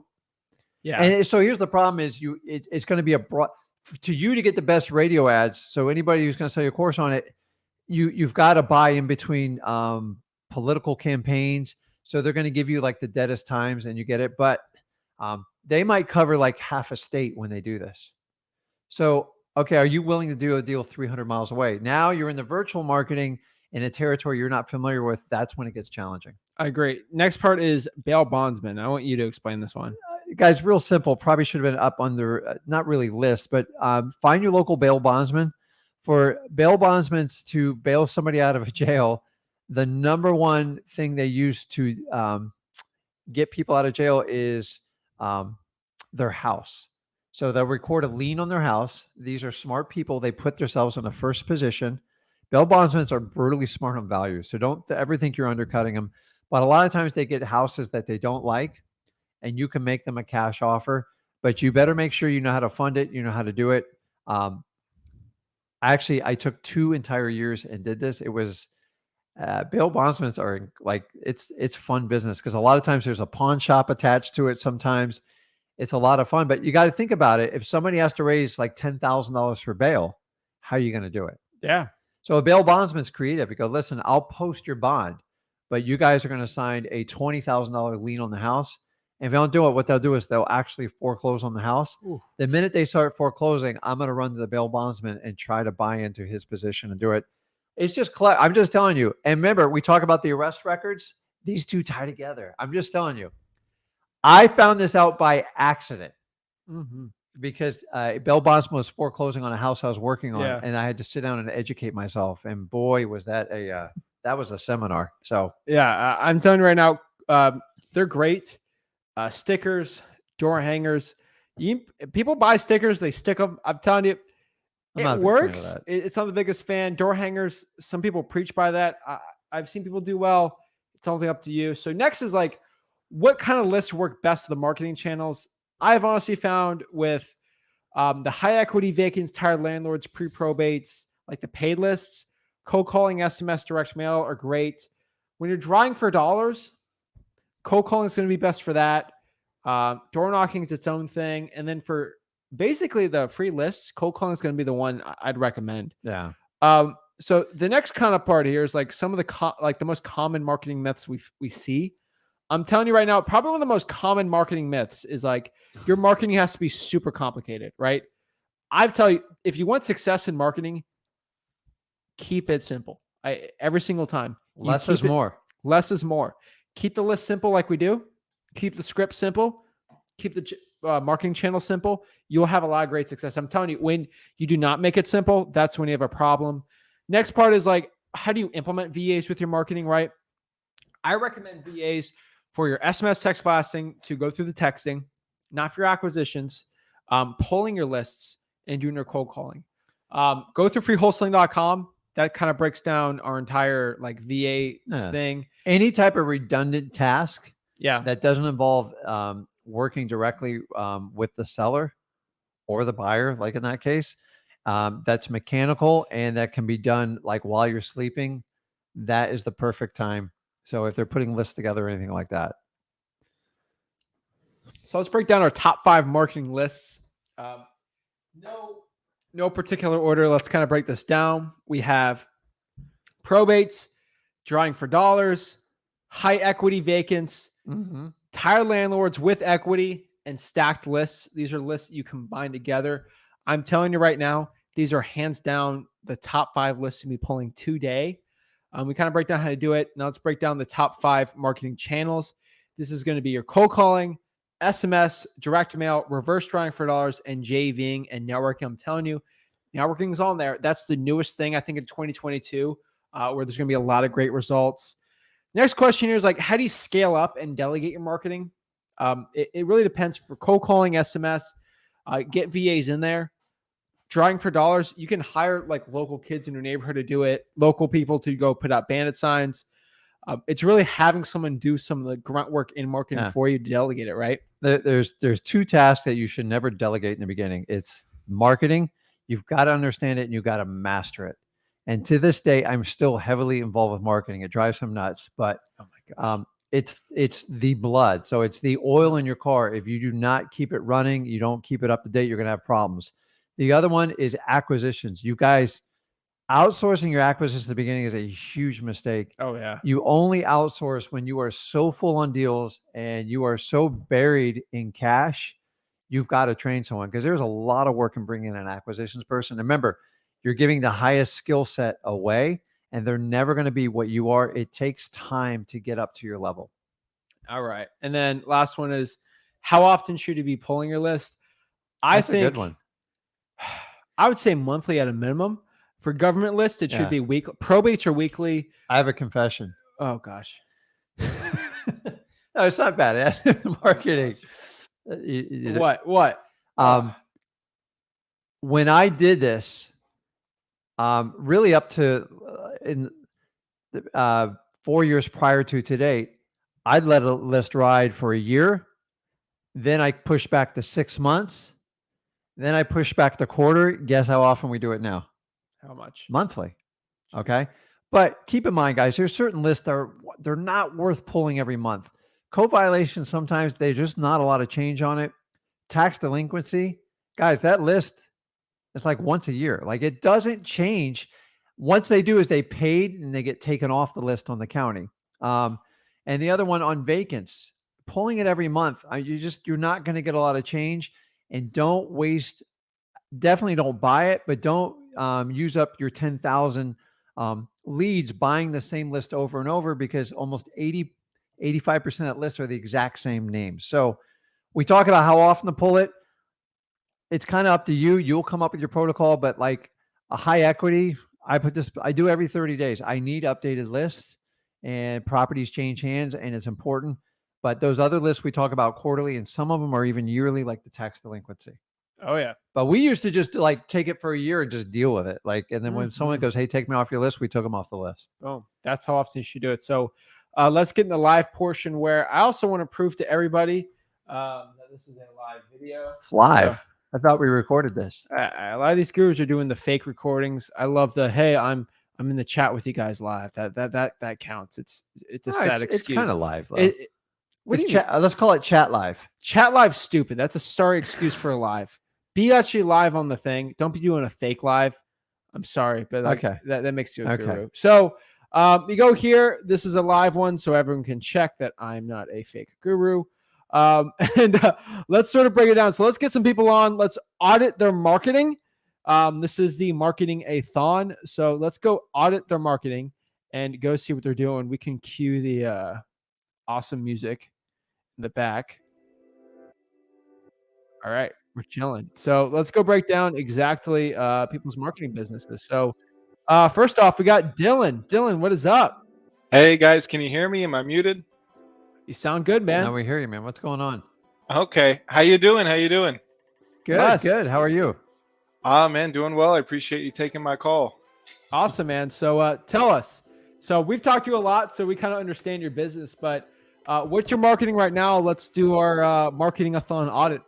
This is awesome. Okay, so the main ways that I'm marketing are cold calling, and then I've recently had an interruption with my SMS, and as soon as I can get that resolved, I'll resume SMS. And then driving for dollars, you had touched on it earlier, but I'm a huge fan of driving for dollars. And so those are, say, my three main channels of outreach. And then as far as like you wanting to know, as far as like lists that I'm targeting, what are you doing? Like, all right, let's break down cold calling. So like this week, what's going on with the cold calling? So I have how often, how many calls, what's going on? Let me pull up my calendar here. So numbers don't lie. I'm a big numbers guy.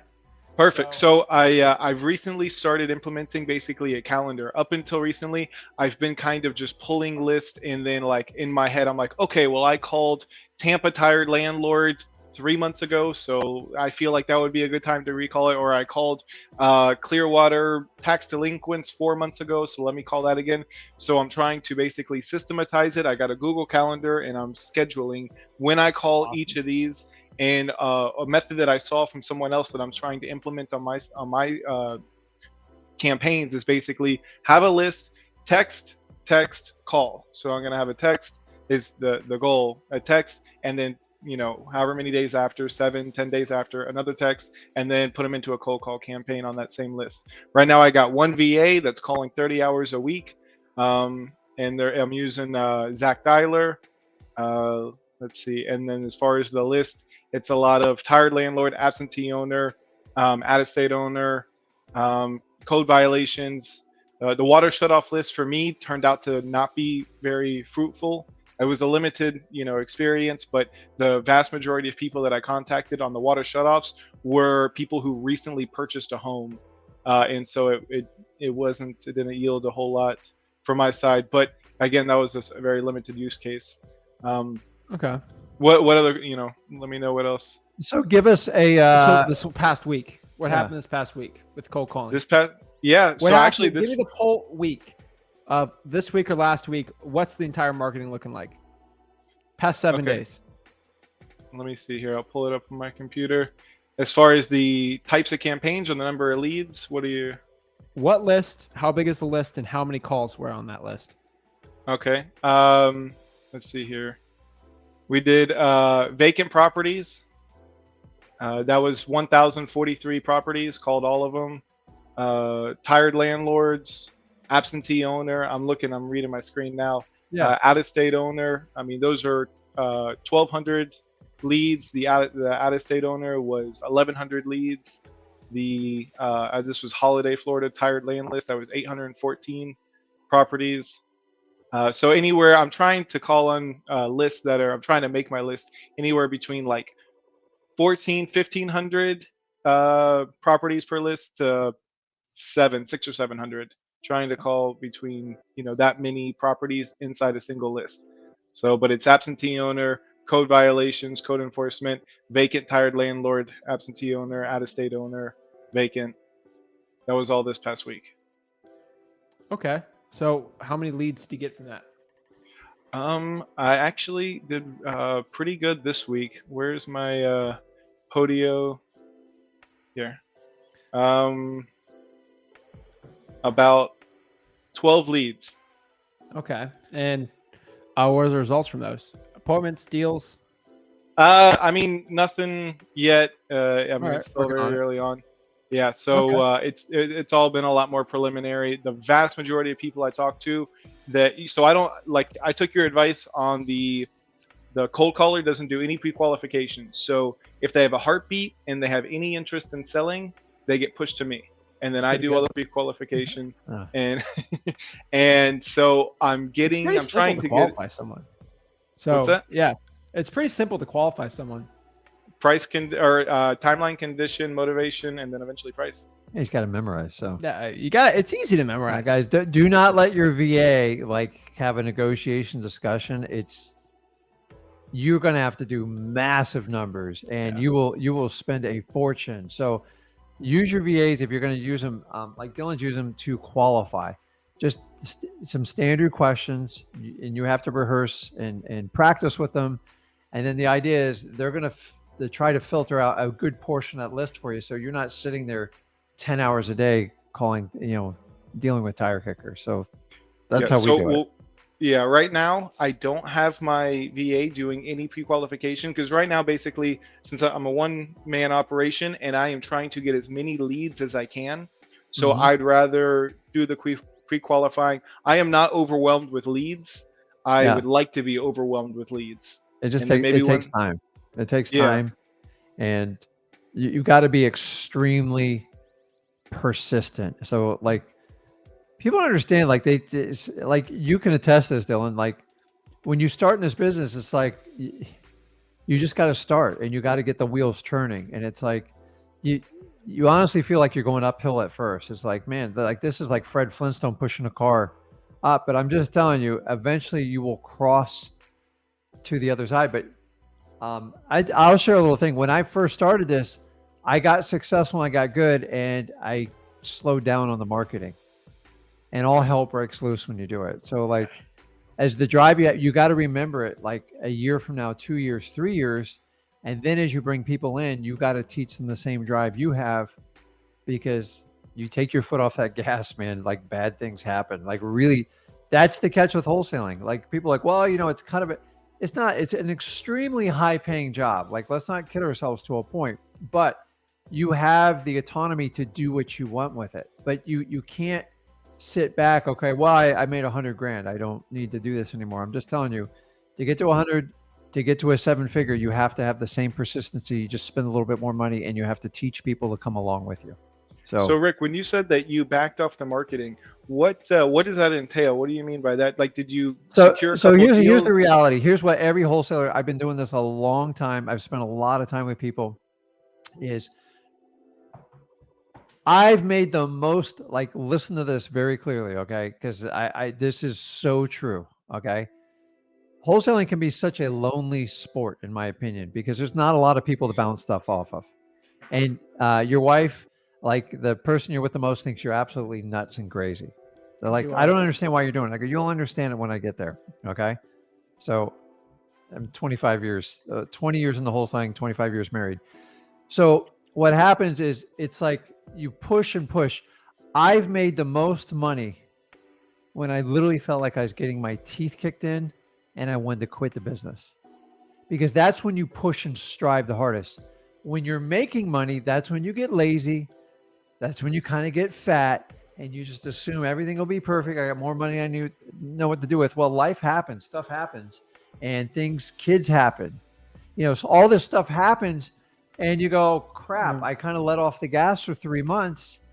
And then you go, I'm going to go back and do what I did when I start. And you just keep until you figure this out. Now, here's the reality of wholesaling. It's all over the board. It's not this beautiful slope upwards. It never changes. 20 years, I'm just telling you. So I've made the most money. I've come up with my most brilliant ideas when I'm struggling. And this is life in general. Think about, like, if you've ever been out of shape and you just, like, your pants don't fit you anymore, you stop working out. What do? You put on some sneakers, you put on some shorts, and you just go jogging, or you go to the gym and you just go, I'm just going to push through this and get it done. It's the same thing. Yeah. And the problem is, like, what you're doing now is going to make you the money. My only concern is, I'll tell everybody sharing this, is you start making money and you stop. Because we're a one-man, one-woman army, when we stop marketing, it's just like, that's just human nature. And we're trying to do everything. And if you guys stop marketing, I'm telling you, the pain is painful. It takes 3 to 6 months to get it back up and running. So when you said that you scaled down your marketing, what's that? When you said you scaled down on that period that you were referring to, that you scaled back your marketing, did you, like, stop doing direct mail, or did you stop doing cold call? I did. I wasn't consistent. Okay. I'll get around to it. I am working on 5 deals. I don't have time for this right now. Yeah. Well, I got those check stuff, and I look around. You take a little time off, like, because it's tough. And then you go, about a week into it, you're like, oh crap, I got nothing going on. And then you go back and restart it. So try not to restart the engine. I'm just telling you, this is the most challenging part. You got to keep going no matter what. And you can't just go, okay, now I'm broke, I'm going to go back to what I did. And it's too exhausting. So just consistently keep going. That's my big secret. So Zach, I'd love to know your opinion on my marketing, what I could be doing to tweak it. I know I maybe didn't get to answer all of your questions, but if you're able to do, like, an analysis of, say, hey, how many probates did you pull last week? 0. I have not gone after, to be honest, and I've watched yours and Rick's probate, how to go after probate. And I hate to admit it, but to be completely honest with you, myself, and whoever's watching on the internet, I just felt like I don't have enough skill or experience to go after the probate. And I feel like I don't thoroughly understand the probate process, even after watching your videos. And it's one of those things where you're not going to learn unless you do it, and you're not going to, but I feel like I'm not going to do it because I don't know. And it's this weird self-fulfilling cycle. So if you told me you didn't have enough time, I'd actually be like, okay, that actually makes sense. Yeah. You saying that, it makes it even easier. I'm telling you, like, I was 18 doing probate deals. Now, of course, I had Rick to help. I was clueless when I did my first 3. Dylan, do you know the process of wholesaling? Like, that's all you really got to deal with. Like, remember, like, when you have challenges, you're bringing your title company, and worst case scenario, you can work with your title company, the attorney. Dude, they're doing most of the work. The title company is doing most of the work. And hey, that's a great question. My title company actually handles a lot of that. Maybe once we get the agreement, they can actually help you and answer your questions, or a third party. You know how I did so well in probates, other than spending the time, and I learned it as I went along. So many of you watching the stream, you spend so much time trying to learn it, then do it. The human mind works through activity with your nervous system. So the more physically you're engaged, you guys learn this from Tony Robbins. If you ever went to any of his, it makes you jump up and down, do crazy stuff. Nobody sits for too long. Like I'm losing my mind sitting down right now. Is you have to be engaged. And if you're not engaged, you don't learn. Okay. Waiting to learn the information is what we learned in school. Life is the complete opposite. Now, I suggest you sit down if you want to fly an airplane and learn it. Okay. There's some things that you have to use some common sense, but you're just looking for motivated sellers. Probates fall into that category. I was scared to death. That's why I avoided them for almost 10 years. I don't want you to make the same mistake. Okay. Okay. Why I was so good with probates is once I figured out and I took action, I created a marketing piece between warm calling, we call it, because we're a little bit nicer, and then letters, and we engaged the curiosity piece. And I simply said, you don't have to wait till the end of the probate to sell your house. So can you Call me, answer I'll this? show you how to do This is the question that I'm very fearful of. Go is ahead. that okay? So I get I get on the phone with the seller, and could you answer this and say, how can I sell the house? How can I sign anything? It's not in my name. My father passed away. It's in his name. I got to go through the probate process. How can I sign anything if it's not in my name? Awesome. Where are you in the process on this? He recently passed away. We just started talking to a probate attorney, but it's early on. Okay. Are you comfortable with the probate attorney you're using? Yeah, I mean, I don't see any reason. I don't see any problem with him. Great. So when can I come by and we can look over the house? I want you to kind of get to know me. Listen, I get, I feel for everything on the process. All I want to do is just take a quick look at the house and give you some options. And if you're open to that, we can explore it. I'd like to get to kind of know you. We don't even have to talk numbers, take a look at the house, and I can give you some options. Is that something you're open to? I am. I mean, I'd be happy to talk to you, but I don't know what can be done until it finishes the probate process. If anything can be done, I don't want to waste your time or mine. So you can come look at the house at some point, but can anything be done if we haven't finished? Yeah, absolutely. And I'd love to sit down with you in person and share that information. Okay. Can we meet like this coming Friday? I'm not going to sit here and give you all the information over the phone, because remember the rules of marketing, right? Engagement. You know how to build rapport. So I'm not going to say, well, you can avoid probate. You can do that. Like, hey, get to know me. Get to know me. But I'm telling you, like, I'll let everybody on the stream needs to understand this. You do not need to wait till a probate's completed to buy a property that is Most states.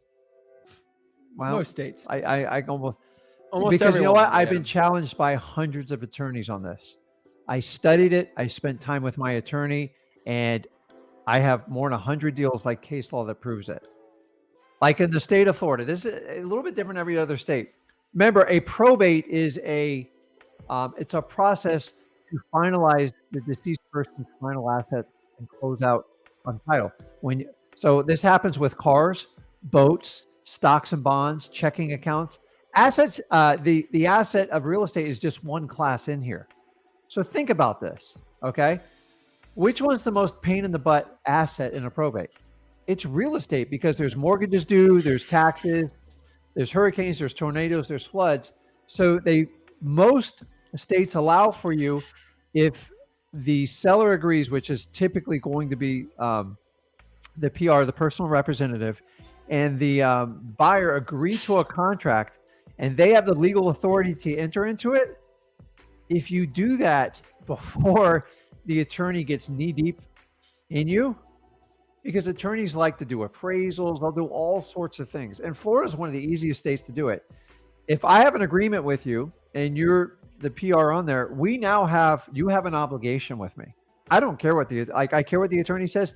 Now I'm going to work with my title company that hopefully is tied to attorney. And so the typical one we do is a husband and wife, one passes away, and they just need what they call, I don't want to get into the legal details, but it's called this summary judgment. It's just, they need a court appointed to move the property over to their surviving spouse, depending on how they took title to it. There's a million different ways. Okay. This process happens super fast, like 90 days. Okay. I can then go to the attorney and say, listen, can you file a motion to liquidate the asset? Title companies showed me how to do this. I didn't know how to do it. And I said, do I have to wait till the probate's done? They said, absolutely not. Here's the catch. The property gets sold. The money goes into the estate. It goes into a checking account. Then when the probate's finalized out, then everybody gets settled. The key is you're able to liquidate the property. They get a problem property off their hands. It's not bleeding the estate. A lot of real estate bleeds estates, and that's the challenge. This is the big secret in probate. I've taught so many people, and I'm just telling you, it is a game.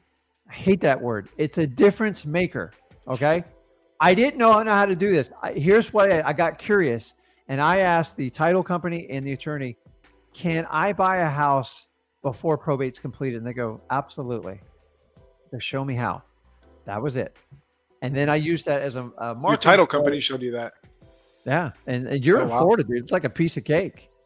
Okay. A lot of deals too is like, here's a lot of objections I get probate. I don't want to pay for an attorney. Like they told me it's like $5,000. Okay. So anyways, you don't start probates. I'm telling you. A lot of them you need an attorney for some, but like some of them, if there's a good enough will, if you have a title company in place to help you out, yeah, you could use. There's lawyers at title companies too that'll do it for cheaper because they own the title company. I'm telling you, there's ways around it. It's like I'll go back and do a special one and get deep into the marketing on probate because I could go on like 3 hours on this. You know you have to do it. You have to do it, but you're not doing it. You're missing out, man. Like I'm just telling you. Did you work out today, or are you going to work out today? I'm going to work out today. But do you really want to? Yeah. No, it's going to be a late workout for me, and I'm doing a workout at 7 a.m. tomorrow morning. So he's going to do back and probates on the same day. Know, but I'm telling you, you're doing it even though you really don't want to do it, but you know you have to. Like know your health's important. At the end of the day, that's one of the most important things. You're doing it even if you don't want to do it, and you know you have to in the back of your mind. Same thing with probates. I don't want to pull probates every week. Well, I have a VA do it, but I don't want to do it. But I know it has to be done, and at the end of the day. You know it's best for your business. You know, even if you get in front of a seller that has a tough question for you, you can overcome that because you can hop on these and say, hey, Zach, hey, Rick, here's a probate situation I got. How can I answer this? We'll help you out. We're in the same state. You know it's a good part for your business.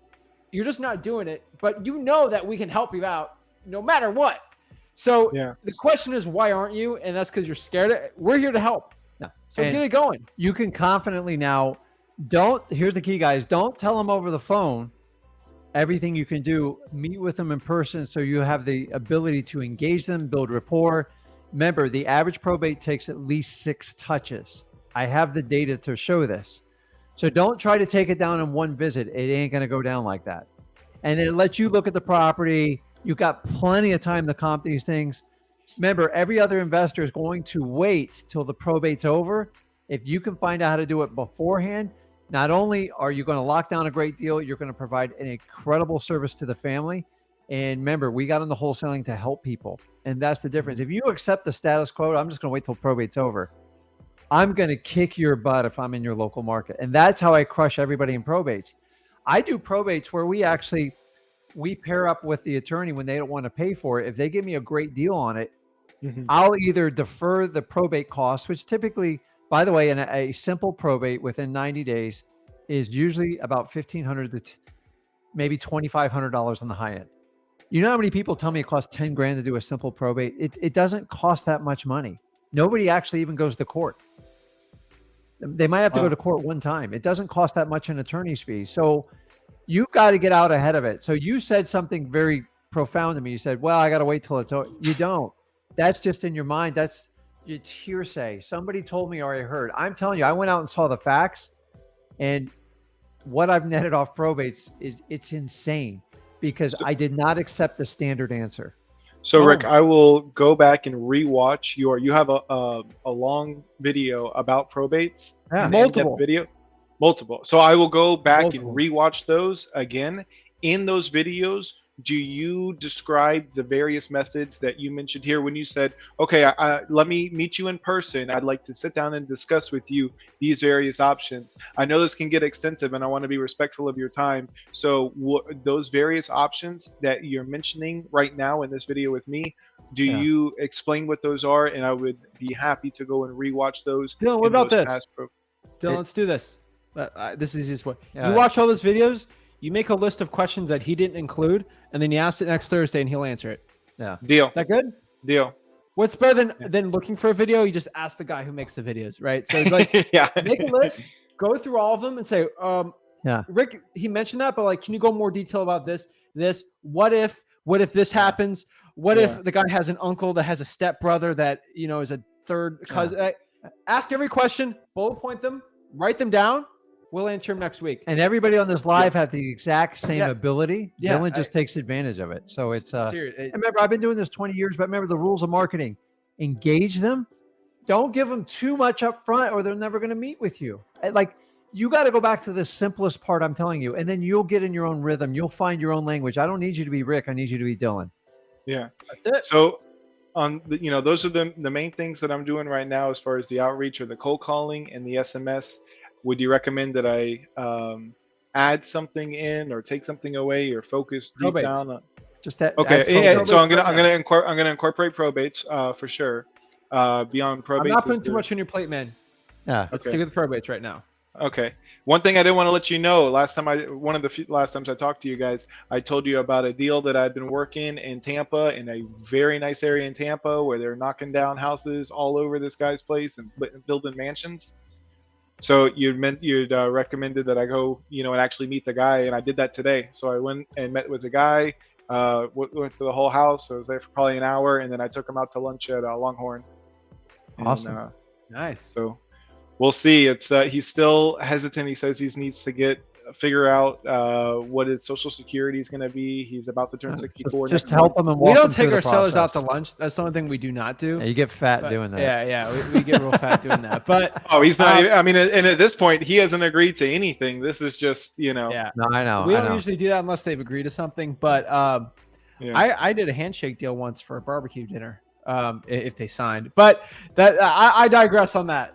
For a closing line, sure, but yeah, that works fine. Okay. Cool. Well, I mean, like the number that he told me originally that he wants, I could give him that number right off the top, and then sell this to a developer for 200 grand, because they just bought a property, you know, a similar property where they just knocked it over for 200 grand more for just the property than what he's wanting, and that is one house over on the same street. Knocked it over. A new developer came in there and built a freaking mansion. This thing's worth $2 million now. Okay. So Dude, go work it, dude. You got this, Update man. us. Keep us up to Hey, date. thank you guys for everything. I really appreciate it. Welcome. And bless you guys and everything that you do. Thanks, Dylan. Have a great Okay. one. See you, Dylan. Take care. Boom. Boom. All right. Last thing I'm gonna pop up on here for Corey out of Tennessee. Let's read this out real quick. Corey says, Zach, Rick, just left closing on my first deal. Got my HUD in hand and cash in the bank. Several other deals in the works. Boom. Everyone asks why we do what we do. Yeah. Absolutely for free. I'm telling you right now. We're gonna just, things have changed, man, and that we need to change for the times. We talk about all these changes with all these marketing methods and these mediums we use. Why not change how you learn this business? Because I'm all about doing the lives, and I think a lot of these videos are just so beautiful, cut and perfect. How do you We get the- have those, but yeah, we have those, but it's just, guys, we do it for you. I think wholesaling is a very basic entry level to real estate investing. I taught him wanting to use high school to make six figures. There's no reason you guys can't do it. I stopped coaching a while ago because I noticed a massive change. Somehow the coaching became a more important business than the actual wholesaling. Yeah. And a lot of people have made the coaching the business. And I've always focused on what I do best, which is wholesaling, all types of real estate investing. Guys, I just don't do wholesaling. I do it all, but wholesaling is always, this is the one fundamental. If you're going to do creative financing, anything else, short sale flips, landlording, rentals, fix and flips, you have to know how to wholesale. Without wholesaling, you will not get those deep discounted deals. And that's what we're here for. The more people I can share this knowledge with, the more people I can help. We can JV together, and it helps create my legacy. And Zach gets to grow with it and help me expand with it. So let's get it, guys. I'm telling you, this is why we do what we do. I'm always excited to hear it, guys. That concludes the Marketing-A-Thon. I really appreciate it, guys. Go out here, start marketing. I don't know if you have any issues marketing after this, but I'm telling you, always ask questions. That's a lot of information. I know. I'll be on here tomorrow talking about everything, so I'm pretty excited about this, guys. So hit that like button, smash that subscribe button, and I'll see you guys soon. I really appreciate it. Get marketing, and let's get it. Thanks, guys. We'll see you tomorrow.